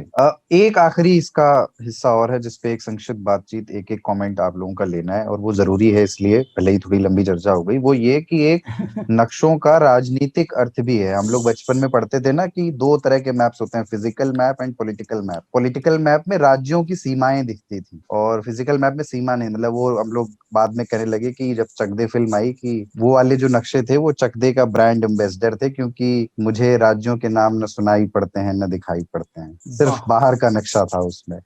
नक्शों को लेकर के एक लड़ाई भी है, और जैसे ये बात है कि सरहद जो है वो बेड़ियां हैं, कि हजारों सरहदों की बेड़ियां लिपटी हैं कदमों से। हमारे पांव को भी पर बना देता तो अच्छा था, परिंदों ने कभी रास्ता नहीं रोका परिंदों का, खुदा दुनिया को चिड़िया घर बना देता तो अच्छा था। बहुत लोग कहते हैं, मतलब जॉन लेनन से लेके सभी लोगों ने कहा कि इमेजिन करिए कि दुनिया में सीमाएं ना हो, या बिना नक्शे की दुनिया हो, बिना नक्शे में बांटे, जिसने दुनिया को नक्शों में बांट दिया है, अगर ये स्थिति ना हो तो क्या वो मिलिट्री बूट्स से भी छुटकारा दिला सकती है पूरी दुनिया को? बिल्कुल, क्या वो लकीरों के बिना की दुनिया होगी? थोड़ा सा इस एस्पेक्ट पे भी एक बार बात कर लें। एक वाजिब बहस है वो। पंछी नदियां पवन के झोंके, कोई सरहद ना इन्हें रोके। मनुष्य का बाय द वे इंसानों के लिए है, सोचो मैंने और तुमने क्या पाया इंसान होके। राजनीतिक नक्शा कह रहे हो ना आप। हमारे घरों में भाई भाई के बीच में नक्शे की ही लड़ाई है। नक्शेबाजी राज्यों से या राष्ट्रों से या देशों से नहीं होती, वो घर घर तक पहुंचा है नक्शा। आप म्युनिसिपैलिटी में जाके नक्शा पास करवाते हो, बिल्कुल, तब घर बनता है। प्राधिकरण जाते हैं, म्युनिसिपैलिटी जाते हैं, रेवेन्यू ऑफिस जाते हैं, एसडीएम, तहसीलदार, लेखपाल, कानूनगो, कलेक्टर, ये सब रखे ही गए हैं नक्शा संभालने के लिए, है ना। नक्शे का मामला यही है कि बिना नक्शे के ये पूरी व्यवस्था खत्म हो जाएगी, आदमी फ्री हो जाएगा। लेकिन नव पाषाण काल में जो संकट आया, जिसको कि मानव सभ्यता के लिए सबसे माइलस्टोन चीज कहा जाता है, कृषि का ज्ञान, बस वहीं से नक्शेबाजी शुरू हो गई। है ना, जब बोना खेती करना इंसान ने शुरू किया, वहीं से नक्शेबाजी शुरू हो गई। आज भी सबसे पुरानी सभ्यता जब हम देखते हैं तो उसमें हम हड़प्पा मोहनजोदाड़ो में नक्शे ही देख रहे होते हैं। और जिसके नक्शे में आप उंगली कर देंगे, जिसके भी नक्शे में आप उंगली कर देंगे, वो आपसे आके यही कहेगा कि ये बाउंड्री अपनी पीछे कर ले हो और ये छज्जा काम रुकवा दो, नक्शा बिगाड़ देंगे तुम्हारा। हमार खेतिया मीडिया जौन तोड़ ले। हाँ। हरारी ने अपने सेपियंस में ये लिखा है कि ये मनुष्य ये सोचता है कि उसने गेहूं को डोमेस्टिकेट किया। गेहूं वाइल्ड थी ना, वो तो व्हीट थी। मनुष्य ये सोचता है कि उसने गेहूं को डोमेस्टिकेट किया। हकीकत ये है कि गेहूं ज्यादा इंटेलिजेंट। गेहूं ने मनुष्य को डोमेस्टिकेट किया। उसने लोगों को एक जगह रहना, घर बनाकर अस्थिर होकर रहना शुरू किया कि मैं यहाँ पे उगूंगी, तुम मेरी देखभाल करोगे और मुझे और उगाओगे, मुझे पानी दोगे, हमें यहाँ चाउर। और गेहूं ने मनुष्य को गुलाम बनाया और तभी से नक्शेबाजी शुरू हुई कि यहाँ तक मेरा, वहां तक तेरा। जो बृहत स्तर पे, ये माइक्रो लेवल पे था, मैक्रो लेवल पे हम उसको राज्य और देश और ऐसे देखते हैं। इसी के लिए सारी लड़ाइयां हैं, इसी में प्यार मोहब्बत, मनुष्य के सारे दुख सुख नक्शे में ही सीमित हैं और नक्शे से ही उपजते हैं। आप नक्शा हटा दो, सब खत्म हो जाएगा, सारे झगड़े खत्म हो जाएंगे। बिल्कुल, सारा कैलकुलस जो है ना प्रॉपर्टी का और पावर का, वो नक्शे पे ही तो आधारित है, सारा का सारा कैलकुलेशन। और इसीलिए ये देशों की भी अनिवार्यता बना कि एक नक्शा हो, क्योंकि जब तक आपके पास नक्शा नहीं होगा तब तक आप आइडेंटिफाई नहीं कर पाएंगे कि कहाँ पे कौन आपके यहाँ आ गया है, उससे कितना लगान वसूल करना है, कितना व्यवस्थित तरीके से रहने के लिए जरूरी है। बिल्कुल। अनुज लुगुन नौजवान कवि हैं, उनकी हाँ, एक कविता है बहुत इसी अच्छे पे। कवि हैं। मैं हाँ जिन नए कवियों को हाँ। रिकमेंड करता हूँ उसमें अनुज लुगुन नंबर 1 पे आते हैं। तो उनका ये लिखा हुआ है कि मेरे हाथ में कलम थी और मेरे सामने विश्व का मानचित्र, मैं उसमें महान दार्शनिकों और लेखकों की पंक्तियां ढूंढने लगा जिन्हें मैं गा सकूं, लेकिन मुझे दिखाई दी क्रूर शासकों द्वारा खींची गई लकीरें, उस पार के इंसानी खून से इस पार की लकीर, और इस पार के इंसानी खून से उस पार की लकीर। मानचित्र की तमाम टेढ़ी मेढ़ी रेखाओं को मिलाकर भी मैं ढूंढ नहीं पाया एक आदमी का चेहरा उभारने वाली रेखा। मेरी गर्दन ग्लोब की तरह झुक गई और मैं रोने लगा। तमाम सुने सुनाए बताए तर्कों को दरकिनार करते हुए आज मैंने जाना कि ग्लोब झुका हुआ क्यों है। बहुत सुंदर चलिए। कविता है ये। और तो मैं अपने पाठ श्रोताओं को 2 नई उम्र के कवियों के नाम रिकमेंड कर दूं इसी हाँ मौके पे। अनुज लुगुन और नित्यानंद गायन, हाँ। ये 2 कवि हैं जो नई उम्र के, नई फसल के शुद्ध मसाले हैं। आप इनका स्वाद जरूर लें। बहुत ही अच्छी कविताएं और बहुत ही जीवित कविताएं इन दोनों ने लिखी हैं। अनुज लुगुन को मैं नंबर 1 पे रखता हूँ, नित्यानंद गायन को नंबर 2 पे। इन दोनों कवियों को खोज के आप लोग जरूर पढ़ें। जोहार झारखंड। ठीक है। तो नक्शे पर चर्चा को फिलहाल यही विराम देते हुए एक बिजार नक्शो स्टोरी। निगार पर्दा दर देखते रहे, हम्म। क्या देखते हम उनको मगर देखते रहे। एक बिजार स्टोरी ले लेते हैं, फिर एक ब्रेक लेना है। बिजार खबर यह है कि शादियों का सीजन है और उसके साथ पाबंदियों का भी सीजन है महामारी की वजह से। तो एक कपल ने सोचा कि धरती पे तो बहुत पाबंदियां हैं, तो आसमान में ब्याह रचा लिया जाए। तो उन्होंने हवाई जहाज बुक कर लिया और हवा में हिचकोले खाते हुए दोनों ने जो है नाता कुटुंबों की गरिमामयी उपस्थिति में शादी कर ली। और ये अनोखी शादी तमिलनाडु के मदुरई में हुई, मतलब मदुरई की वो रहने वाले थे। और थुथुकडी एक वो प्लेन जा रहा था जहां इस कपल ने प्लेन में 7 फेरे लिए। और मदुरई के रहने वाले राकेश और दीक्षा ने ये 23 मई को हवाई जहाज में शादी की। इन्होंने 2 दिन पहले शादी की थी वैसे ऑफिशियली, जिसमें कोई शामिल नहीं हुआ था, कोई रिश्तेदार ज्यादा शामिल नहीं हुए थे। तो उन्होंने रिश्तेदारों के साथ करना था एक प्रोग्राम। तो वो 24 मई से 31 मई तक तमिलनाडु में टोटल लॉकडाउन की घोषणा कर दी गई थी। तो उन्होंने उससे निकलने का ये एक तरीका अपनाया कि 23 मई को लॉकडाउन में थोड़ी ढील दी गई थी, तो इसका फायदा उठाते हुए उन्होंने एक चार्टर्ड फ्लाइट बुक की और इस तरह से एक शादी अपनी रिश्तेदारों की मौजूदगी में कर ली। करीब 130 लोग इस शादी में शामिल हुए। कपल का दावा है कि ये सारे 130 लोग उनके रिश्तेदार थे और जिन्होंने RT-PCR वगैरह टेस्ट कराया था और नेगेटिव आने के बाद ही ये लोग आए थे। पर जब इसका वीडियो वायरल हुआ तो DGCA ने इसकी जांच शुरू कर दी है और जो एयरलाइन कंपनी है स्पाइस जेट, उसने उस प्लेन को उड़ाने वाले सभी क्रू मेंबर्स को रोस्टर से हटा दिया है। अब क्या ये खबर बिजार लगी आपको? शादी में रिश्तेदारों को बुलाने के लिए कोई इस हद तक जाए? जब देखो नियम होंगे तो झोल होते हैं उसमें। लॉ ऑफ द लैंड था ना भाई। जमीन पे एक साथ 5 लोगों को जुटने की इजाजत नहीं थी क्योंकि यहाँ 144 लगा हुआ था। पर उन्हीं नियमों के मुताबिक लोग यात्रा कर सकते थे। एक प्लेन में 135-140 लोग बैठ सकते हैं। तो उन्होंने ये रास्ता निकाला कि सभी लोग यात्रा कर लें। यात्रा करने के जो नियम है उसका पालन किया जाएगा। यात्रा करने के नियम क्या है? RT-PCR नेगेटिव हो। तो उन्होंने सबको बोला RT-PCR नेगेटिव कर ले। हम लोग एक प्लेन में यहाँ से तूतीकोरिन है वो, जिसे तुत्तुकुड़ी वहां के नया नाम है, वहां तक जाते हैं और वहां से वापस आते हैं। सभी लोगों का आशीर्वाद अगर एक जगह लेना मुश्किल है तो हवा में ले लिया जाए। उन्होंने कोई रूल वायलेट नहीं किए। उन्होंने, पर वो होता है ना, उन्होंने रूल बिना वायलेट किए समझिए एक तरह से वायलेट कर दिया। पर उन्होंने लिखित किसी भी रूल का वायलेशन नहीं किया। एक साथ 5 लोग जमीन पर इकट्ठा नहीं होंगे, नहीं हुए। यात्रा लोग कर सकते हैं तो वो उन्होंने कर लिया। किस आधार पे स्पाइस जेट ने कार्रवाई की? चार्टर्ड फ्लाइट थी, 130 लोग। हाँ, हम अलग अलग लोग हैं, हमने किसी कपल को आवश्यकता थी, पर यात्रा करने की सुविधा थी। एक फ्लाइट में 130 लोग जा सकते हैं, ये नियम है। लेकिन जमीन पे 5 लोग एक साथ नहीं हो सकते क्योंकि 144 लगी है। तो उस हिसाब से देखें तो उन्होंने बहुत अच्छा किया। पर बिजारनेस जो है ना, अभी कल एक बिजार खबर आई है, एयर इंडिया की फ्लाइट जो यहाँ से न्यूयॉर्क जा रही थी वो वापस आनी पड़ी क्योंकि उसमें चमगादड़ था, वो भी बिजनेस क्लास में। अब बताइए, वो मैमल कैटल क्लास होता है ना, उसमें ट्रैवल करना चाहिए मैमल को। नहीं, मुझे तो लगता है कि बिजनेस क्लास में तो बहुत सारे चमगादड़ ही यात्रा करते हैं, लेकिन इस बार देख भी लिया गया, अब पहचान। बताइए लोगों बहुत के, बदनाम है।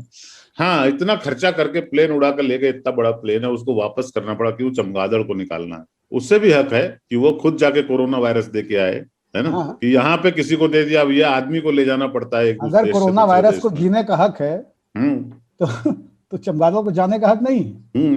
मतलब और दूसरी बात, जीने में चलेगा, जाने में नहीं चलेगा।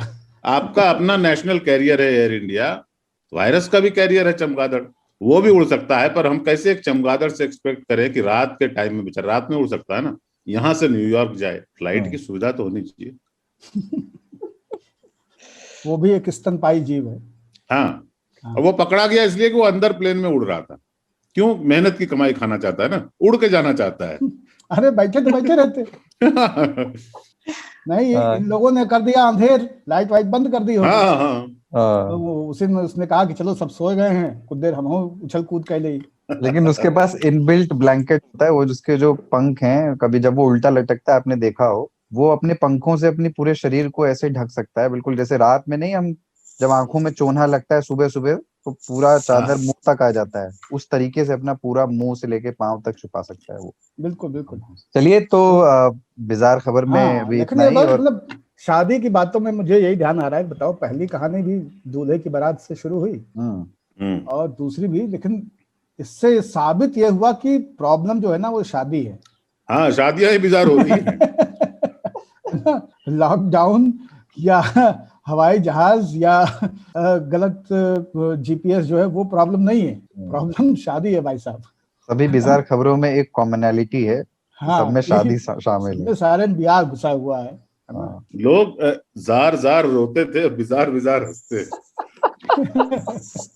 हाँ, और बेजार होता था आदमी। बेजार का जार तो खत्म हो गया, रूस में हुआ करता था। हाँ।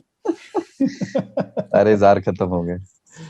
अच्छी सीरीज है जार के ऊपर, द लास्ट जार, नेटफ्लिक्स पे।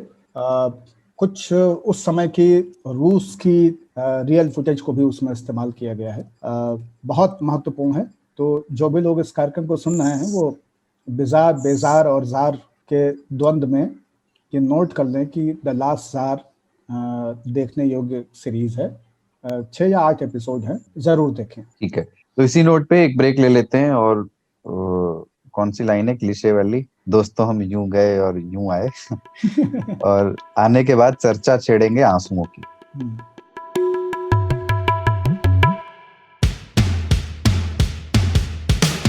आज तक रेडियो, aajtak.in/radio, ये हमारा पता है, लेकिन हम आपके पसंदीदा ऑडियो प्लेटफॉर्म्स पर भी हैं।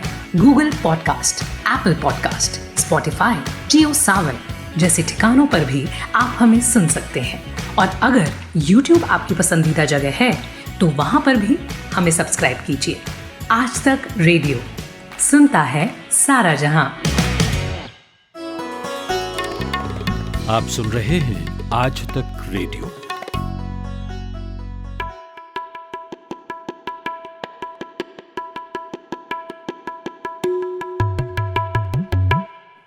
तीन ताल में आपका फिर से स्वागत। कमलेश ताऊ, पाणिनी बाबा और मैं कुलदीप सरदार, हम तीनों लोग बात कर रहे हैं। और नक्शे के बाद, नक्शेबाजी पे बात करने के बाद, तीन ताल के इस हिस्से में हमें आंसुओं पर बात करनी है।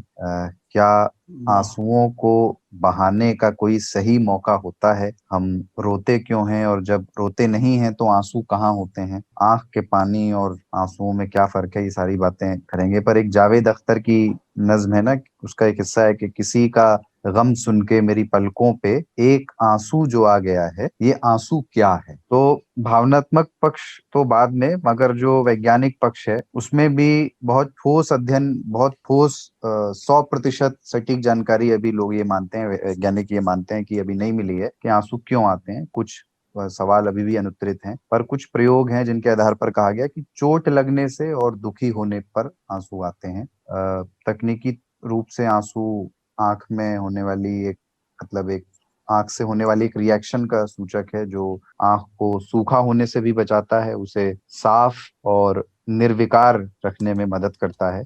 और आंख की जो अश्रु नालिकाएं हैं उनसे निकलने वाला ये एक लिक्विड है जो पानी और नमक के मिक्सचर से बना है। लेकिन जो सवाल है असल कि ये भावुक होने पर आने वाले आंसू या जिसे खुशी के आंसू कहा गया है वो अब भी विज्ञान के लिए अबूझ है। एक professor Michael Trimble institute of neurology में प्रोफेसर हैं, उनका नाम प्रोफेसर माइकल ट्रिम्बल है। तो उनसे वो उन्होंने किताब भी लिखी है कि जिसका टाइटल है कि इंसान रोना क्यों चाहता है। तो उनसे उस किताब में उन्होंने ये जिक्र किया है कि डार्विन ने कहा था कि भावुकता के आंसू सिर्फ इंसान ही बहाते हैं, मतलब और कोई मनुष्य और कोई पशु नहीं बहाता, ऐसा उनका क्लेम है। और फिर किसी ने इस बात का खंडन नहीं किया, ये डार्विन के हवाले से वो कह रहे हैं। दरअसल किसी भावुक इंसान के रोने की जांच किसी प्रयोगशाला में नहीं की जा सकती। और जब उनसे पूछा गया कि क्या साइंस इस बारे में कुछ कहता है तो उन्होंने कहा कि साइंस ये भावुकता से रोने के बारे में ज्यादा कुछ नहीं कहता है। अब रोने का कारण हर किसी का जुदा है, कोई तन दुखी, कोई मन दुखी, कोई चिंता चित्त उदास,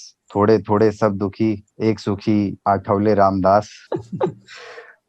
लेकिन इसको आपने अपने एक्सपीरियंस से ताऊ बाबा आप दोनों से बारी बारी से सवाल है कि कैसे समझा कि आंसू कब आते हैं, किन किन स्थितियों में आंसू आते हैं, और संक्षेप में इस सवाल को लें ताकि फिर अगले एस्पेक्ट्स पे, साहित्य और बाकी चीजों पे बढ़ा जाए। मैं कई बार जब छोटा था तो ये आश्चर्य करता था कि लोग कैसे रो लेते हैं और ये क्या सचमुच में रो रहे हैं, है ना। लोगों के आंसुओं को देखकर भी मुझे, चूंकि मुझे नहीं आ रहे थे आंसू, तो मुझे लगता था ये सभी क्यों रो रहे हैं। मैं रोता था सिर्फ अपनी किसी ने अगर कोई थोड़ी सी चपत लगा दी तो रो गया, और माँ से कुछ मांगना हो तो रो गया, पिताजी से कुछ जिद करनी हो तो रो गया। पर वो बहुत छोटे में होता होगा। जब मैं बीच की अवस्था का था तो मैं रोता नहीं था, और लोगों को दुख में रोते हुए भी मुझे लगता था ये लोग कैसे रो रहे हैं, मतलब क्योंकि इसमें क्या रोने की बात है। रो रहे हैं तो कितने लोगों के आंसू असली हैं, कितनों के नकली हैं, आंसू आ कैसे जाते हैं, क्योंकि मुझे नहीं आ रहे थे। फिर मैं जब और बड़ा हुआ तो मेरे साथ भी ऐसी दुर्घटनाएं हुई जिसमें कि मुझे आंसू आए। कभी कभी मुझे अपने आंसू भी नकली लगते थे। मुझे लगता था कि इतनी बड़ी बात तो है नहीं कि मैं, मेरे आंखों में आंसू क्यों आ गया। फिर मुझे पता चला कि मैं हूं ही रोंदू, है ना। तो फिल्मों को देखकर मैं बहुत, मतलब फिल्मों में कोई बहुत दुखद घटना हो जाए तभी रोने की आवश्यकता नहीं थी। कुछ भी भावुक हो जाए ना, कि माँ बेटे का प्यार हो, वो प्यार ही कर रहे हैं बाय द वे, वो उन दोनों में से कोई नहीं रो रहा, है ना, और मेरी आंखों में आंसू आ जाते थे। तो फिर मुझे रियलाइज हुआ कि मैं चूंकि घर से दूर रहता था, माँ से दूर रहता था, हॉस्टल में रहता था, तो शायद मेरे अंदर कहीं पे कोई वाइट थी, कोई कमी थी, जो कि मैं फिल्मों में देखता था तो मेरे लिए वो नार्सिसिस्टिक होता था।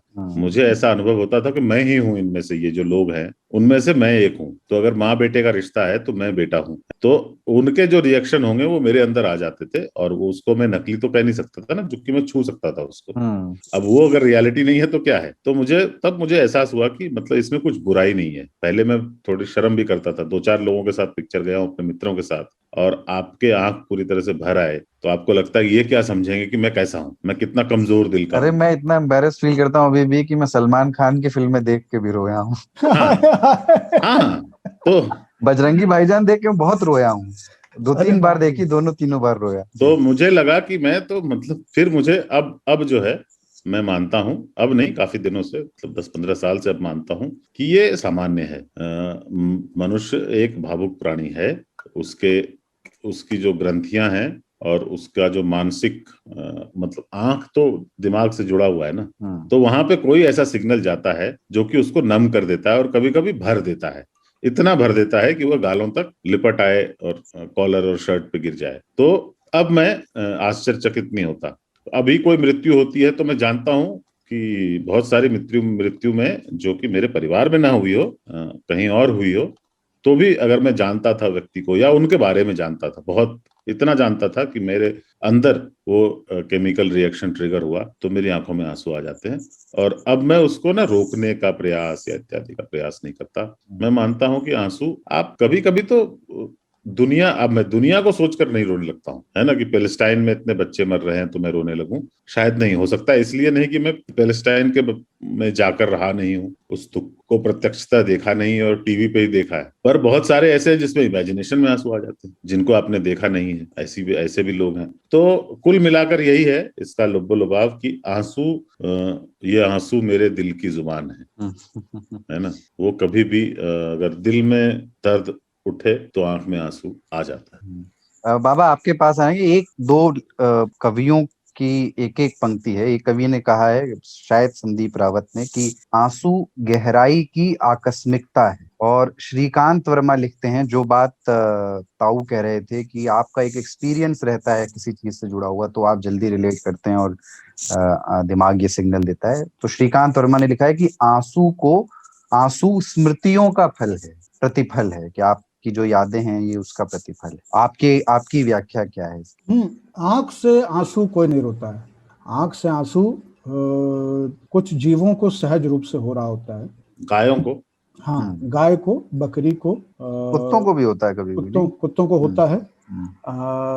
बिलार होती है, मतलब आंख से आंसू आता है। मगरमच्छ भी उसमें से एक जानवर है, उसकी बहुत चर्चा होती है। मोर के आंसुओं पे भी बहुत चर्चा होती है, क्योंकि मोर के आंसुओं को किसी ने जन्म द्रव्य की निरंतरता के सिद्धांत से जोड़ दिया था, तो जीवाद जीवोत्पत्तिवाद से भी जोड़ दिया था। तो लेकिन बहरहाल उन आंसुओं पे ना रह करके मैं ये समझता हूँ, जितनी मेरी चेतना है, कि आंसू एक्सप्रेशन है, और एक्सप्रेशन के पीछे हमेशा दो चीजें होती हैं। एक होती है मेमोरी और दूसरा होता है रिलेशन। तो आपकी स्मृतियों में कुछ चीजें हैं, और या तो आप उनसे रिलेट करते हैं, या फिर किसी एक ऐसे दृश्य, श्रव्य या सूचना से आप उस मेमोरी को रिलेट करते हैं, और उसके एक्सप्रेशन के तौर पे वो आंसू आते हैं। तो आंसू एक तरह का एक्सप्रेशन है। और आप बहुत खुश हुए तो आंसू आ जाते हैं, आप बहुत भावुक हो गए तो आंसू आ जाते हैं, आप किसी तरह के अवसाद में हैं तो आंसू आ जाते हैं, आपको कोई पीड़ा हुई है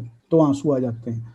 तो वो एक तरह का एक्सप्रेशन है। बॉडी बताती है, दिखाती है, दूसरों को भी संदेश देती है। और दूसरा क्या है कि आंसुओं का एक रिलेशन जो साइकोलॉजी में समझाया जाता है, कि इस एक्सप्रेशन के साथ में एक रिलीज जुड़ा हुआ है, कि जब आप रो लेते हैं तो बहुत सारा केमिकल कॉन्फ़िगरेशन सही हो जाता है। तो साइंस आंसुओं को जिस तरह से देखती है, उसमें साइकोलॉजी का देखने का तरीका आंसुओं को एकदम अलग है। कितने सारे लोगों को कोशिश की गई है कि उनको रुलाया जाए ताकि वो अवसाद से बाहर आ सके। कितने सारे लोगों के लिए बहुत जरूरी होता है कि किसी घटना के बाद वो रो लें, किसी को खो जाने या किसी तरह का नुकसान हो जाने के बाद में एक वेंट आउट हो जाता है। हाँ, तो वो क्योंकि एक्सप्रेशन, इमोशनल वेंटिलेशन, आप अपने फीलिंग को एक्सप्रेस नहीं करेंगे तो अंदर ही अंदर उसको लेकर के आप कुंठित होते रहेंगे, घुटते रहेंगे उसमें। तो उसका वेंट आउट होना बहुत जरूरी है, उसका रिलीज होना बहुत जरूरी है। तो जैसे पेट में गैस बन जाए, उसका रिलीज होना बहुत जरूरी है, उसी तरह से अगर दिमाग में कुछ विचार आ गए हैं जिन्होंने आपको उद्वेलित कर दिया है, आपके सामने को डिस्टर्ब कर दिया है, तो आंसुओं का आ जाना बहुत जरूरी है। तो मैं आंसुओं को हमेशा ये देखता हूं कि वो बहुत जरूरी चीज है जिंदगी की। और आंसुओं को हर तरह से देखा बताया गया, कई शायरों ने, कई कवियों ने। आपने जब ये विषय बताया तो मुझे तुरंत नागर जी की जो हिंदी गजल, जिसका मैं पहले भी जिक्र कर चुका हूं, कि उन्होंने हिंदी में एक गजल लिखी थी कि दर्द यदि गान बन गया होता, अश्रु मुस्कान बन गया होता, और तुम न सौंदर्य बन बिखरते तो विश्व वीरान बन गया होता। तो उस तरह से वो नागर जी की वो गजल थी। और वो एक बहुत बढ़िया लाइन मुझे तो बहुत प्यारी लगती है, जो बिखरेंगी जुल्फें तो छाएंगे बादल, जो टपकेंगे आंसू तो बरसात होगी। आजकल वो भी चल रहा है ना, जब बारिश हो रही है मेरा यार रो रहा है, रे किसका यार रो बारिश की जाए। हाँ, तो उसको तो खैर मैंने लिखा था कि भाई ये भारतीय समाज में जब सिनेमा की बात आती है तो लोग दिल के अरमां आंसुओं में बह गए को बहुत याद करते हैं। वो आंसुओं पे मुझे लगता है कि सबसे मजबूत गाना है। लेकिन मैं खुद जिस गाने पे सबसे ज्यादा रोया हूँ वो है तेरी मेहरबानियां, जो टाइटल सॉन्ग रहा जैकी श्रॉफ, और जैकी श्रॉफ के साथ जैकिया है उस वही वो इसको कालांतर में यशपाल शर्मा ने अपना गाना बना लिया। हाँ, तो उस गाने पे मैं बहुत रोया, क्योंकि हमारे घर में भी लैब्राडोर था और उसको कैंसर हो गया था। तो रॉकी उसका नाम था। फिर रॉकी नहीं रहा और रॉकी की 2 संतानें हमारे घर में रहीं, कुकू और कुकी। अभी भी हीर नाम की एक एब्सोल्यूट ब्लैक लैब्राडोर घर में है। और तो आंसुओं का जो साइकोलॉजिकल पक्ष है वो बहुत महत्वपूर्ण है। जिस वक्त बचपन की ज्यामिति टूट रही होती है दिमाग में और दुनिया को नए सिरे से व्यक्ति समझना शुरू करता है, जो उसकी जीवन का इंटरमीडिएट फेज होता है। बाय द वे उसी उम्र में आप इंटरमीडिएट पास भी कर रहे होते हैं। उस वक्त आंसू वाला प्रकरण बहुत कम होता है, अनलेस अंटिल पिताजी या महतारी जूता या मथानी लेके आपको हूर दें अच्छे से, या आप कहीं चुटा जाएं, तो अदरवाइज आपको आंसू उस वक्त नहीं आते हैं। ताऊ जो बता रहे थे वो एकदम सही, सबकी जिंदगी में उस तरह का एक फेज आता है। लेकिन कालांतर में जैसे जैसे आप बड़े होते आते हैं, जैसे जैसे आप मैच्योर होते आते हैं जी, वैसे वैसे आप एक अलग किस्म की सेंसिटिविटी गेन करते हैं। वो सेंसिटिविटी जो है वो चीजों को अपने लॉसेस के साथ रिलेट करके देखना शुरू करती है। और ऐसा मेरे साथ भी हुआ है कि कभी हम शादियों में विदाई के समय रोते थे, हम लोग हंसी उड़ाते थे कि देखो कैसे रो रहे हैं, देखो देखो कैसे रो रहे हैं, है ना। मने मन बड़ा खुश ना रोने पे ज्यादा हंसी उड़ाते थे। हाँ, या ना रोने पे विदा हो रही है, रो नहीं रही। हाँ, लेकिन रोने वालों की भी हंसी उड़ाते थे। और अब क्या है हम तो रोने वालों के ही उड़ाते थे कि शादी हुई है, ये शादी तो करना चाहते थे ये लोग सभी, इतने खुश थे, इतना सारा इंतजाम किया, अभी रो रहे हैं, इतना खर्चा किया, ना रो रहे हैं। अब मेरी बहन की शादी हुई, जब वो जाने लगी तब मुझे औकात पता लगी कि नहीं वो सब। लेकिन अब क्या है कि अब विदाई के टाइम तक अगर किसी शादी में रुक जाते हैं हम लोग, तो विदाई के टाइम में तुरंत जो है अपने आप को बिजी कर लेता हूँ सामान रखवाने में। यार बोरा ये कहती रखो, हाँ, और बालूशाही डिब्बा सब पीछे वाली सीट पर रख दो। तो मैं अपने आप को एंगेज रखता हूँ कि ये रोने वाले दृश्य से मैं बचूं। और कई फिल्मों को देख करके, आप जैसा कह रहे हैं ना, जिन लोगों की फिल्में नहीं भी पसंद है उन फिल्मों को भी देख करके रोना आ जाता है। यहीं पे एक सवाल है और जो एड्रेस करना बड़ा जरूरी है, क्योंकि उसको लेकर के एक नोशन है सोसाइटी में कि रोना क्या ज्यादा सेंसिटिविटी का प्रतीक है, और क्या महिलाएं पुरुषों से ज्यादा रोती हैं? क्योंकि मैं इसलिए बात कर रहा हूँ, कई बार पुरुषों पर उसका एक अतिरिक्त बोझ रहता है कि क्या औरतों की तरह रोने लगे। एक रिसर्च हुई थी, इजराइल के वाइट्समैन इंस्टीट्यूट ने कराई थी, और वहाँ एक प्रोफेसर है न्यूरोबायोलॉजी की, उन्होंने कराई थी। उन्होंने अपने घर और पड़ोस में आसपास आग लगा दी, और उसके बाद उन्होंने देखा कि इस आग को देख करके कितने लोग रो रहे हैं। तो जितने लोग रो रहे थे उनमें 70 महिलाएं थी और सिर्फ एक पुरुष था। तो ये क्या परिस्थितियां हैं कि क्या ये नोशन सही है कि महिलाएं ज्यादा सेंसिटिव हैं इसलिए जल्दी रोती हैं? हाँ, क्योंकि पुरुष का घर अगर जलता है ना, तो प्रायः वो ये सोचता है कि इतना पैसा चला गया और अब कहाँ से इंतजाम करना पड़ेगा, या अब कितना खर्चा लगेगा, अब कैसे करेंगे, अब लोन देना पड़ेगा, या वो एफडी तोड़नी पड़ेगी, या पीएफ से पैसा निकालना पड़ेगा, नुकसान हो गया। और वो अपने आप को मजबूत दिखाने की कोशिश करता है, क्योंकि वो उससे अपने आप को निकालने की कोशिश करने की, और एक बहुत ही मर्दवादी सोच भी है कि अपने आप को मजबूत दिखाना है। लेकिन महिला डिटेलिंग में जाती हैं प्रायः, मैं सारी महिलाओं की बात नहीं कर रहा हूँ, लेकिन प्रायः डिटेलिंग में जाती है। उनको लगता है कि ये साड़ी हम इतना संभाल के रखे थे, ये चीजों को मैंने कैसे बनाया था, इसको मैंने कैसे तैयार किया था, बहुत बहुत छोटी चीजों को। तो वो जो स्मृतियों वाली चीजें होती हैं वो बहुत तोड़ती हैं। लेकिन ये कतई आवश्यक नहीं है कि पुरुष नहीं रोएंगे, भले ही वहां पे एक पुरुष ही रोया, लेकिन कई पुरुषों को मैंने इस तरह से रोते हुए देखा है चीजों के नुकसान पे, और कई महिलाओं को बहुत मजबूत देखा है। तो वो भी स्थिति आती है। कई महिलाओं को एकांत में रोते हुए देखा है, और कई पुरुषों को मैंने फूट फूट के लोगों के सामने रोते हुए देखा है। तो इस तरह के बहुत सारे बिंब आपको मिल जाएंगे। मैं यही कह रहा हूं ना कि ये जो एंग्जाइटी होती है ना, जो रोने तक ले आती है, उसके पीछे का बहुत बड़ा कारक फियर है। और क्योंकि आपके सोशल सेटअप में महिलाओं के फियर उनके आश्रित होने की वजह से ज्यादा हैं, इसलिए जितना ज्यादा फियर होगा उतना ज्यादा क्रंदन होगा। कई बार हमको लगता नहीं, दोनों अलग अलग कारणों से भी होता है वो, कि पुरुष जो है किसी चीज को टूटते देखकर बहुत कम रोते हैं। महिलाएं टूटते हुए, वो चूंकि सृष्टि की जननी है, वो टूटते हुए चीजों को देखकर ज्यादा रोती है। पुरुष जो है लगते हुए आग में, गिरते हुए बिल्डिंग में हंसता है, उसमें हास्य, व्यंग्य या आनंद की प्राप्ति भी कर सकता है, अगर उसका बिल्कुल अपना नहीं हो तो, है ना। महिलाएं दूसरों के बच्चों को भी देखकर रो देती है, किसी को भी। तो वो दोनों की अलग अलग संरचना है, अलग अलग बनने का है। पर वो है कि जैसे दिल टूटने पे लोग रोते हैं। अब दिल ऐसी चीज तो थोड़े ना जिसको टूट जाए। दिल टूटने को तो हार्ट फेल या हार्ट अटैक बोलते हैं, है ना। लेकिन दिल टूटने पे लोग रोते हैं। और दिल दरअसल दिल में टूटता भी नहीं है, दिल तो दिमाग में ही टूटता है। हिजर तेरे ने मार मुकाया, मैं अथरू बन के डुल गई। अश्रु अथरू हो जाता है। हंजू भी बोलते हैं पंजाबी में उसको। और उसी वही सेम गाने में है कि मेरे सजना हौके मुकदे नहीं, किसी वेले हंजू सुखदे नहीं। तो अश्रु कैसे, सजना अगर नहीं है आसपास तो किस बात के आंसू, मतलब वो क्यों निकलते हैं? वो सिर्फ वही हमारे दुख का, हमारे अंदर दिल के दर्द का। वो कहते हैं कि दिल में दर्द हो, दिल में दर्द हो तो क्या कीजिए, और दर्द ही दिल हो, और दिल ही दर्द हो तो क्या कीजिए। दिल के अरमा आंसुओं में बह गए, बह गए। बिल्कुल। ये गाना वैसे मुझे याद दिलाता है, अगर दिल पिक्चर में आमिर खान नहीं अरमान कोहली होते तो फ्लॉप हो जाती। तो मैं उसको उधर ले जा रहा था जहाँ पे हम ये सोचते हैं कि कैसे ह्यूमन साइकी में और सोशल बिहेवियर में आंसुओं को स्टेरियोचित बनाया गया, और मजबूत लोगों की निशानी आंसू ना दिखाना बनाया गया।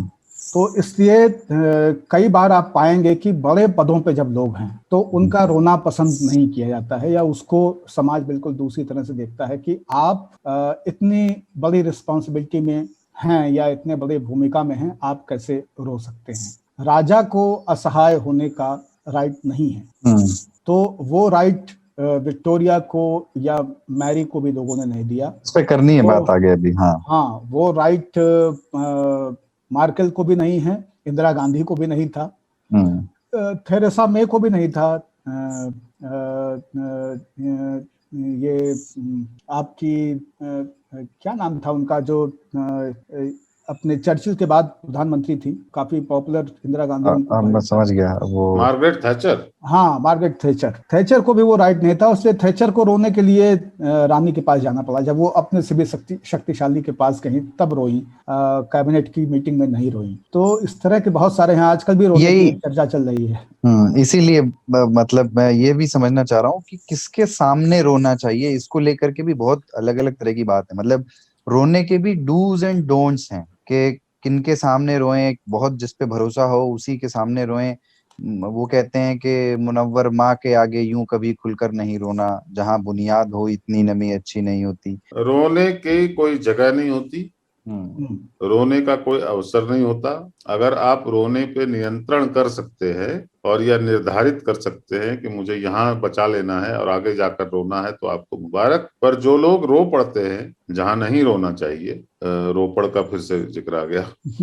हाँ, जो लोग रो पड़ते हैं जहाँ नहीं रोना चाहिए, हमको उनके आंसुओं का मजाक नहीं उड़ाना चाहिए। तो एक है कि लेकिन ताऊ कई लोग मौका देख कर रोते हैं। जैसे हमारे पिताजी के बहुत ही लंगोटिया यार, उनको हमारे पिताजी की मृत्यु के बाद उनकी श्रद्धांजलि सभा हो रही थी और तमाम किस्म के लोग उनके जानने वाले उसमें सभा में मौजूद थे। कुछ लोग ऐसे थे जो रोए तो समझ में आया कि नहीं ये वाकई रो रहे हैं, वो बोल नहीं पाए, फिर उनके गले रुंध गए और वो आगे कुछ कह पाने की स्थिति में नहीं थे क्योंकि उनकी अकाल मृत्यु थी। और लेकिन एक मित्र हमारे पिताजी के ऐसे थे जो एक भाषण लिख के लाए थे श्रद्धांजलि सभा में बोलने के लिए, और वो रोते जा रहे थे और वो भाषण पढ़ते जा रहे थे। तो उस भाषण की और उस रोने की चर्चा कई महीनों तक, बल्कि अभी भी कोई कोई याद दिलाता है कि अरे वही तो भैया रोवत रोवत भाषण पढ़े ले गए।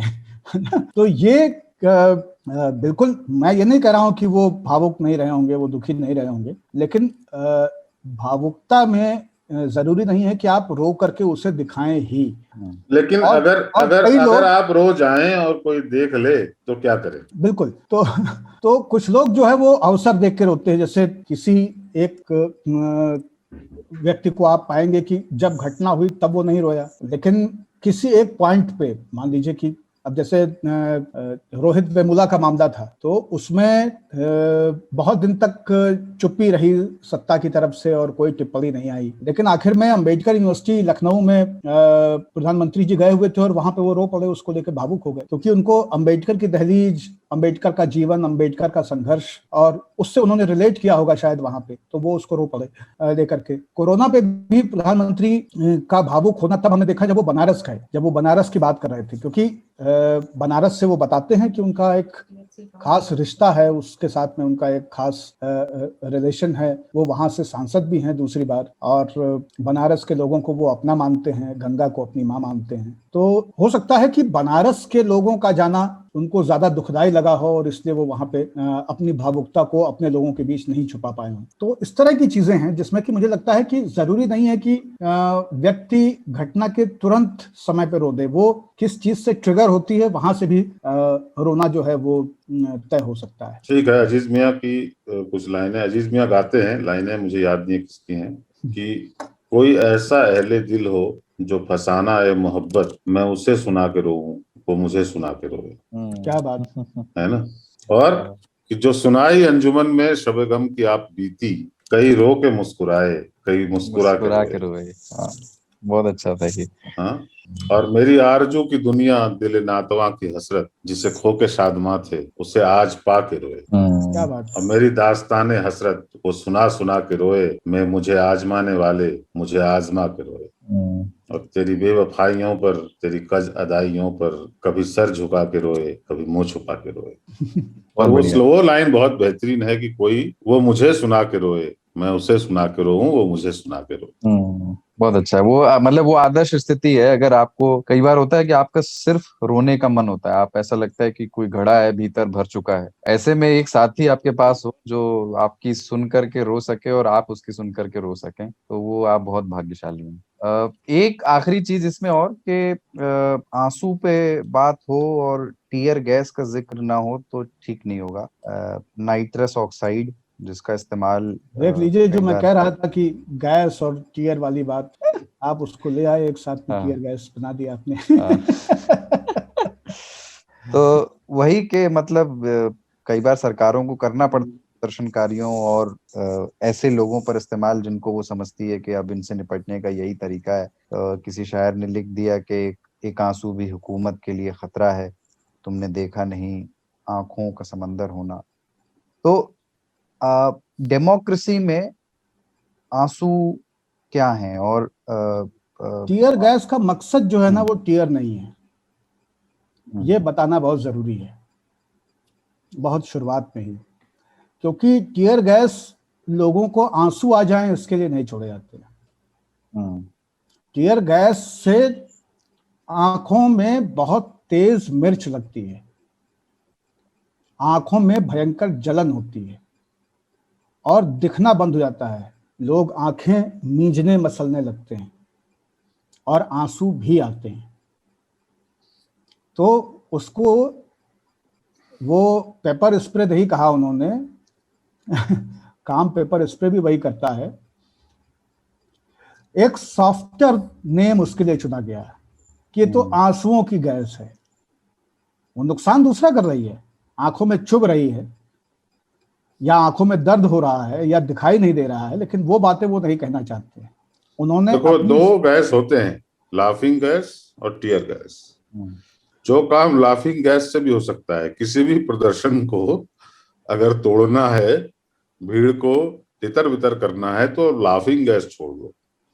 आप इमेजिन करो क्या सीन होगी, प्रदर्शन भी खत्म। हाँ, लोग हंसते हंसते घर सत्ता से गुस्साए हुए लोग ठहाके मार रहे हैं। भूख से तड़पते हुए लोग ठहाके मार रहे हैं। लोकतंत्र कितना अच्छा हो जाए डेमोक्रेसी में अगर सरकार से आग्रह करता हूं कि ऐसे सारे प्रोटेस्ट में लाफिंग गैस छोड़ा जाए। अबती आओ, अबती आओ। ये अबती आओ वाला है। ये है। चलिए, तो अब चूंकि आगे और भी बात करनी है, एक नौजवान शायर है, भी मेरे ख्याल से वो 30 साल के भी पूरे नहीं हुए होंगे, अब्बास कमर उनका नाम है। और उनका एक शेर, उनके शेर ने बीते बरसों में कुछ बड़ी धूम मचाई सोशल मीडिया पे। वो शेर लिखते हैं कि हम हैं असीरे ज़ब्त, इजाजत नहीं हमें, हम हैं असीरे ज़ब्त, इजाजत नहीं हमें, रो पा रहे हैं आप, बधाई है रोइए। तो जो बात हम थे कि आपको बधाई है, आप रो पा रहे हैं। तो यहाँ पर हम अपने सुनने वालों की चिट्ठियां पढ़ते हैं न्योता वाले श्रोता में, और इस बार ट्विटर पे हमको मैसेज आया, आज तक रेडियो के ट्विटर हैंडल पे हमें किसी ने मैसेज किया। उन्होंने हमसे एक शेर मुझे याद आ गया, मैं बीच आप कह दीजिए फिर। हाँ, क्योंकि आप लोगों ने इतने शेर दाग दिए हैं, तो एक कुकुरम्बी छोड़ दें ऑस्ट्रेलिया की तरफ। तो वो जगजीत सिंह को सुनने की जब बीमारी थी तब का है ये। लिखा किसने है वो पता नहीं, गाया जगजीत सिंह ने है कि आग दुनिया की लगाई हुई बुझ जाएगी, कोई आंसू मेरे दामन पे पिघल जाने दे, अपनी आंखों के समंदर में उतर जाने दे, तेरा मुजरिम हूं मुझे डूब के मर जाने दे। तो अच्छा, मेरे ख्याल से इनसाइट या लव इज ब्लाइंड ऐसा करके कोई एल्बम है, या इन सर्च वगैरह में कहीं पे है ये।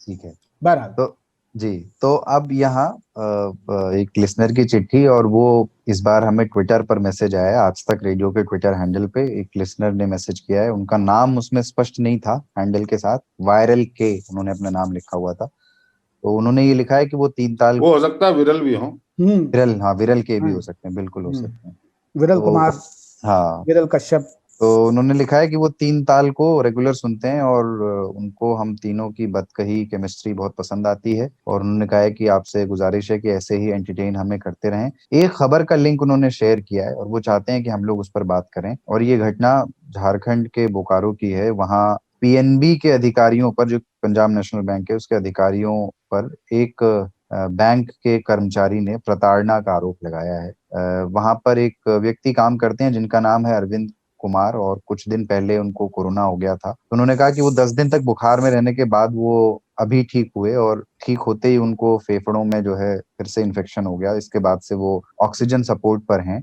मतलब नेगेटिव होने के बाद भी।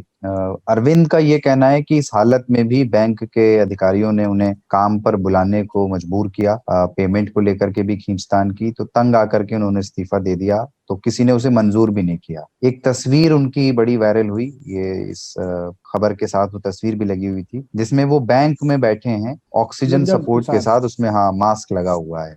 बिल्कुल बिल्कुल। तो हालांकि बैंक ने किसी भी तरह की जबरदस्ती से इसमें इनकार किया है, और उन्होंने कहा है कि वो नाटक कर रहे हैं, बैंक की छवि खराब करने की कोशिश है उनकी बस। आपने ये, मैंने खबर का लिंक आप दोनों को भेजा भी था, वैसे मैंने बताई भी, वो तस्वीर भी आपने देखी होगी। हाँ, मेरी देखी पढ़ी हुई खबर है। हाँ हाँ, तो क्या मतलब क्या रिएक्शन आपको आया ये देख करके? ये इसमें वो चर्चा क्या चाहते हैं, मैं चर्चा नहीं समझ पा रहा हूँ, क्योंकि उन्होंने बहुत स्पष्ट नहीं किया है, लेकिन क्योंकि यहाँ से किसी नतीजे पे पहुंचना हाँ, कौन सही है कौन गलत है वो कह पाना थोड़ा सा मुश्किल है। मेरी पूरी संवेदनाएं उस व्यक्ति के साथ में हैं अगर वो विवश हुआ है उस स्थिति में जाने के लिए, लेकिन यहाँ से बैठ करके बिना किसी और तथ्यों को जाने हुए किसी नतीजे पे पहुंच पाना मुश्किल है, और पत्रकारिता में वो फिट भी नहीं है। हम दोनों पक्ष रखने के धंधे वाले और अभ्यस्त लोग हैं, तो बैंक का भी पक्ष हमने रखा है और उनका भी पक्ष रखा है। इस तरह के बहुत सारे मामले हैं जिसमें कि लोगों को कई बार मजबूर किया गया है, खास करके महिलाओं के साथ ये बहुत होता था कि बच्चों के जन्म के बाद उनको जल्दी से जल्दी काम पे आने के लिए विवश किया जाता था। अब मैटरनिटी लीव का एक प्रोविजन है कि जिसमें अब 6 महीने की छुट्टी रहती है। हमारे अपने संस्थान में हमने देखा कि 28 दिन छुट्टी का प्रोविजन एचआर की तरफ से और संस्थान की तरफ से किया गया, क्योंकि उसमें यही नहीं माना गया कि आप कोविड नेगेटिव हो गए हैं तो आप ठीक हो गए हैं। उसमें रिकवरी के लिए भी 14 दिन या 3 हफ्ते का समय आपको, 20 दिन का समय आपको मिले, तो उस तरह से चीजें यहाँ पे बरती गई हैं। लेकिन अगर इसमें सत्यता है तो ये चिंता की बात है, और प्रबंधन का मानवीय होना बहुत जरूरी है। और हम लोग इसके बहुत उदाहरण हैं कि किस तरह से जमशेद जी टाटा सवेरे सवेरे निकल करके टिस्को में काम करने वालों के किसी एक के घर रैंडमली पहुंच जाते थे, चाहे वो चतुर्थ श्रेणी का कर्मचारी ही क्यों ना हो, और वहां पे घर वालों के साथ नाश्ता करते थे। इस बहाने वो बहुत सारी चीजें सीखते थे कि ये लोग कैसे जी रहे हैं, इनके सवाल क्या है एजुकेशन को लेकर, हेल्थ को लेकर के, या ये किस तरह से चीजों को देखते हैं कि परचेजिंग पावर, लाइवलीहुड। तो वो एक तरीका था जो मैं ये चाहता हूं कि प्रबंधन और कर्मचारी के बीच जब भी हमको खबरें सुनने को मिलें तो वो इस तरह की खबरें हों जिसमें कि मानवीयता का पुट हो, बजाय इसके कि अमानवीय उदाहरण हमारे सामने आए। ताऊ इसको मतलब ये इसी बात को थोड़ा सा विस्तार देते हुए कि कोरोना जैसे पैंडेमिक के समय में एम्प्लॉयर और एम्प्लॉई दोनों से किस तरह के एक्सपेक्टेशंस हैं, इस खबर के बियॉन्ड अगर हम बात करें अलग से ही वैसे ही किस तरह की अपेक्षाएं हैं? क्योंकि देखिए, इस खबर की तह में हमारे पास जाने का कोई साधन नहीं है। अगर मैं गया तो कभी इसको अगले बार उठाऊंगा। हकीकत यह है कि अगर कोई आदमी संक्रमित है तो उसे या तो घर पे होना चाहिए आइसोलेशन में या अस्पताल में। मैं एम्प्लॉय की तरफ से बात कर रहा हूँ। उसे दफ्तर में तो नहीं ही होना चाहिए क्योंकि वह दूसरों को संक्रमित कर सकता नहीं, है। हालांकि उनका और कहना है कि वो नेगेटिव हो गए थे और उसके बाद उनको लंग इन्फेक्शन हो गया और इसलिए उनको ऑक्सीजन सपोर्ट पे जाना पड़ा नेगेटिव होने के बाद भी। ये मतलब हाँ, उनका तो हाँ, उस स्थिति में भी कोई भी बीमार आदमी किसी भी बीमार कर्मचारी को कोई संस्थान यह नहीं कह सकता कि आप आए और काम करें। उनके पास कोई, अगर वो शारीरिक रूप से इतने सशक्त नहीं है कि वो दफ्तर आकर अपनी जिम्मेदारियों का निर्वहन कर सकें, तो फिर उनका घर में रहना ही उचित है। अब इस केस से अगर इतर जाकर देखें तो कोरोना के संदर्भ में खास करके तो यह तो सर्वविदित है कि कर्मचारी और दफ्तर के बीच में जो दूरी है, जो आइसोलेशन की दूरी, वो बनाई गई है। कई जगहों पे मैं भी कहीं काम करता हूँ और मैंने उस दफ्तर का चेहरा नहीं देखा। फिर बीच में कुछ दिनों तक गए तो फिर उसका चेहरा नहीं दिखा है, चूंकि संस्थान ने ही कहा है कि आप घर से काम करें। चूंकि मेरा काम ऐसा है जो मैं घर से कर सकता हूँ। आज के जमाने में बहुत सारे ऐसे काम हैं, जैसे कोई फैक्ट्री का मजदूर है, वह तो नहीं घर से काम कर सकता ना, या जिसके काम के लिए उसकी उपस्थिति अनिवार्य है, ऐसे कामों को तो घर से नहीं किया जा सकता। तो दफ्तर बंद है। बहुत सारे लोग जो नियमित रोजगार नहीं करते, उनकी तो रोजी रोटी बंद हो गई है। ऐसे में जो जो एम्प्लॉयर है, उसकी जिम्मेदारी है कि वह इस बात की देखभाल तो करे ही कि उसके कर्मचारी का पेट चलता रहे, उसके परिवार का खर्च, जो बेसिक आमदनी है, वो उनको आती रहे। वो भी नहीं हो रहा है। पर बाकी जगहों पर तो अब सरकार ने लॉकडाउन लगा दिया है, आदमी के पास कुछ रास्ता नहीं बचता है। तो बाकी जगहों पर कोशिश तो यही रहती है कि हम एक दूसरे के लिए खड़े हों ऐसे वक्त में जब मुसीबत है, खास करके इस तरह के पेंडेमिक का संकट है। और जो नहीं रह रहे हैं उनको लाख लानत, और क्या भेज सकता हूँ। बिल्कुल जी, तो आज के 3 ताल को यही निपटाया जाए। एक मैंने शुरू किया था, फिर मेरी ही गलती से वो रह गया कि कभी कभी कुछ सोशल मीडिया पे कोई नई चीज पढ़ने को, बड़ी मजेदार चीज मिले तो मैं शेयर करूं, या कोई पुरानी चीज याद आ जाए तो उसको शेयर करूं। तो एक वीडियो रफीक शादानी का बाबा आपने भी शेयर किया था और उसमें वो शेर याद आया मुझे बहुत दिनों बाद। ताऊ तो फेसबुक पे नहीं है, मैं उनको भेजना चाहता था। हाँ, लेकिन ताऊ है नहीं फेसबुक पे, तो कैसे भेजा जाए। तो उसमें एक बात वो लिखते हैं, ताऊ को मैं यहाँ सुना देता हूँ कि सीडी घर घर आए गई लड़के देखो, सीडी घर घर आए गई लड़के देखो, अब मजनू सब ताल मार के बैठे हैं और घर से निकले पढ़े के कॉलेज गए नहीं, पुलिहा पे मिसकाल मार के बैठे हैं। बिल्कुल शादानी चच्चा का छाप है इसमें, ठप्पा ठप्पा है। और मैंने अवधि की 2-3 चीजें देखी अमरेंद्र के काम के अलावा। आजकल अवधि पंच करके मधुकर उपाध्याय एक वो बहुत अच्छा है, वो कर रहे हैं। उनसे, मधुकर जी से मेरा संवाद प्रायः जो है वो अवधि में ही रहा है। हम लोगों ने ये ईमानदारी अपने संवाद में बरती है। दूसरे व्यक्ति जिनके साथ मेरा संवाद हमेशा, 2 और लोग जिनसे संवाद हमेशा अवधि में रहा, उनमें वो दोनों लोग अभी नहीं हैं। शेष नारायण सिंह और देवी प्रसाद त्रिपाठी, डीपीटी। तो डीपीटी से भी बात हमारी हमेशा अवधि में ही होती थी। वो भी सुल्तानपुरिये थे हम। हालांकि मधुकर जी संसद में उनका एक भाषण बड़ा चर्चित हुआ था। हाँ, तो मधुकर जी की अवधि और हमारी अवधि में फर्क है। तो इसलिए जब मैं उनको सुनता हूँ तो फिर मैं हमेशा उनके हर वाक्य में सोच रहा होता हूँ कि अगर हम अपने यहाँ इसको कहते तो वो अवधि में कैसे डिफरेंट होता। हर जिले की अवधि में थोड़ा थोड़ा फर्क, हर जिले की, सुल्तानपुर की अवधि एकदम अलग, आटे वाली है वहां पे। हाँ भैया, ये हमार घर आटे, आप हियां रहें, हियां रुके, जब आवे सुल्तानपुर हियां रहें, है ना। ये हमार गाड़ी आटे, एक ठे स्कूल आटे, वह में जाए के मैनेजर है आजकल देखा था। तो ये है, और इसी को गोंडा की बिल्कुल अलग है। हाँ, तो हमारे यहाँ जो है वो एकदम अलग है। वो थोड़ा सा लखनऊ के करीब होने की वजह से थोड़ा वो सॉफ्टनेस बैसवारी है, हाँ, या वो है ना, वो वाली थोड़ा बैसवारी जो है वो लालगंज में, वो रायबरेली में भी अच्छा। अवधि के वेरिएशन है। तो विद इन रायबरेली आपको 2-3 तरह की अवधि मिलेगी। तो सुल्तानपुर से लगी हुई जो बेल्ट है वहां पे उस तरह का संकरण आपको देखने को मिलेगा। लालगंज बैसवारा वाली जो पट्टी है वहां पे जो बैस बिरादरी की अवधि है उसका प्रभाव मिलेगा। और बाकी का जो रायबरेली है उसमें आपको लखनऊ वाली थोड़ा सा ऐसा मिलेगा। तो हम जा नहीं रहन, हम जाए रहन, ये हमार घर है, हम यहाँ रही थे, है ना, रही रहन, कही रहन, करी रहन, तुमहो आओ, तुमहो चलो। तो वो एक सॉफ्टनेस है, जो लचक है ना, ये मुझे बहुत आनंद देती है। ये जो गोता खा के चलने वाली, उनके कहा रहा भैया आए जाओ, आए नहीं, इतनी दाएं उनका हम बुलावा है। आपने एक वीडियो देखा होगा डोनाल्ड ट्रंप जिसके गोद में एक बच्चा होता है, डोनाल्ड ट्रंप कुछ कहते हैं माइक पर, और उसके बाद वो बच्चा भी माइक पर कुछ कहता है, तो उसकी डबिंग कर करके लोगों ने अलग अलग उसके वर्जन मीम्स बनाए थे। तो उसका एक वर्जन ये भी था कि डोनाल्ड ट्रंप माइक पे कहते हैं, बताओ किन लोगों को कोरोना नहीं होगा, और फिर बच्चा आके माइक पे कहता है, लालगंज बैसवारा वालों को। तो सोशल मीडिया पे मधुकर उपाध्याय जो अवधि पंच कर रहे हैं यूट्यूब पे, वो अवध पंच के लिए अवध पंच को भी देखा जाना चाहिए। हालांकि ये पंच अंग्रेजी वाला पंच नहीं है, वो पंचे है ना।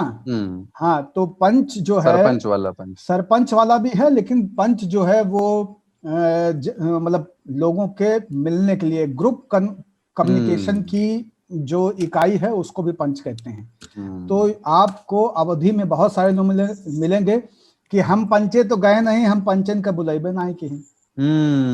हाँ, तो वो जो ये इस तरफ बोली जाती है, हरदोई वाली जो अवधि है वो यही है। तो हमारे यहाँ भी पंच है कि हम पंचन का तो पता ही नहीं रहा, तो हम कैसे जाए भैया, है ना। अपन बुलाए ली सबका, जेके जेके बुलावे कर रहा, हम पंचन का तो न्योता ना दी। ज्ञान दत्त होंगे तो प्रसन्न होंगे, उनके यहाँ यही होगा। तो हम पंचन की बात जो है ना, हम पंचन में पंच तुम्हारे। तो 5 होना केवल पंचायत नहीं है, 5 होना ग्रुप कम्युनिकेशन भी है। और उस दौर में सोचिए ग्रुप कम्युनिकेशन कितनी बड़ी चीज रही होगी, जब मास कम्युनिकेशन की चीजें बहुत कम थी।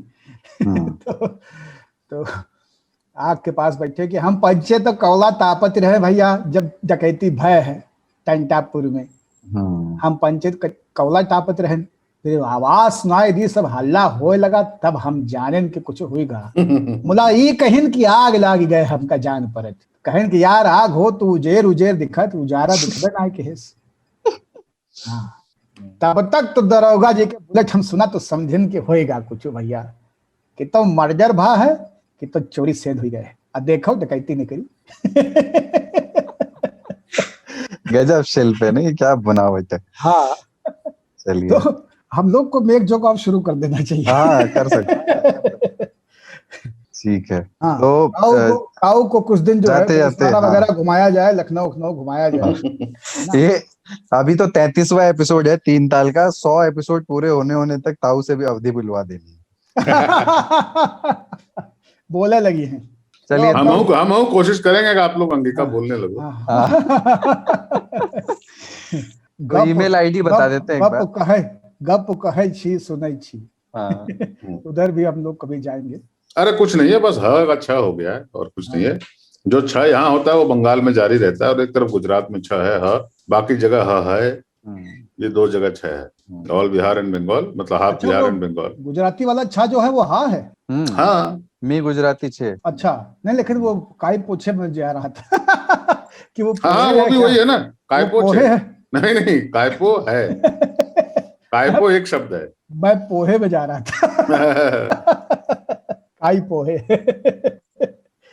पोहे में काई है भाई। तो ये एक रिमाइंडर फिर से कि आप लोग हमें ईमेल कर सकते हैं, चिट्ठी लिख करके सवाल पूछ सकते हैं, हमें बता सकते हैं कि किन विषयों पर आप पसंद करेंगे कि हम बात करें, या सवाल सब्जेक्ट के अलावा भी कुछ कहना चाहते हैं, आलोचना प्रतिक्रिया किसी और तरह की, तो वो भी दे सकते हैं। उसके लिए हमारा ईमेल आईडी सबसे हम प्रेफर करते हैं कि ईमेल आईडी पे आप पढ़ें तो विस्तार से लिखें, आप कौन हैं, आप किस शहर से लिख रहे हैं। तो ईमेल आईडी है radio@aajtak.com, radio@aajtak.com पर आप ईमेल कर सकते हैं।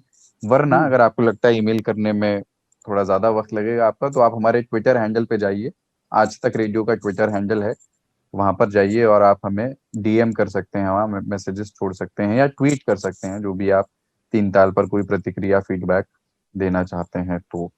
और बेबाक बुधवार के निमंत्रण को दोहराते हुए कि अगली बुधवार रात 9 बजे फिर से आज तक रेडियो के ट्विटर स्पेसेस में एक लाइव ऑडियो डिस्कशन होगा, जिसमें आपकी भी सहभागिता की हम उम्मीद रखते हैं। आप आए, न सिर्फ सुने बल्कि अपनी बात भी कहें, बोलें भी। इस निमंत्रण के साथ तीन ताल के 33वें एपिसोड में इतना ही। अगले शनिवार ताऊ और बाबा के साथ फिर मुलाकात होगी तीन ताल में।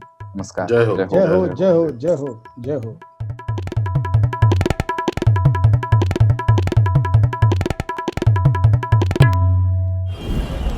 सुबह सुबह ऐसा लगता है कि सबकी गाड़ी छूट रही है, लेकिन न्यूज़ भी तो मिस हो रही है। स्कूल, कॉलेज या ऑफिस की पूरी तैयारी तो हो जाती है, मगर देश दुनिया की अपडेट्स ले पाते हैं क्या? तो आपकी प्रॉब्लम का स्मार्ट सॉल्यूशन ये है कि अपनी सुबह की शुरुआत आप आज तक रेडियो के साथ कीजिए। कल क्या हुआ और आज क्या हो सकता है, सटीक एनालिसिस, पहले बड़ी खबरें और फिर अखबारों के चुनिंदा मोती। ये है सुबह का खबरनामा, आज का दिन, मेरे यानी नितिन ठाकुर के साथ।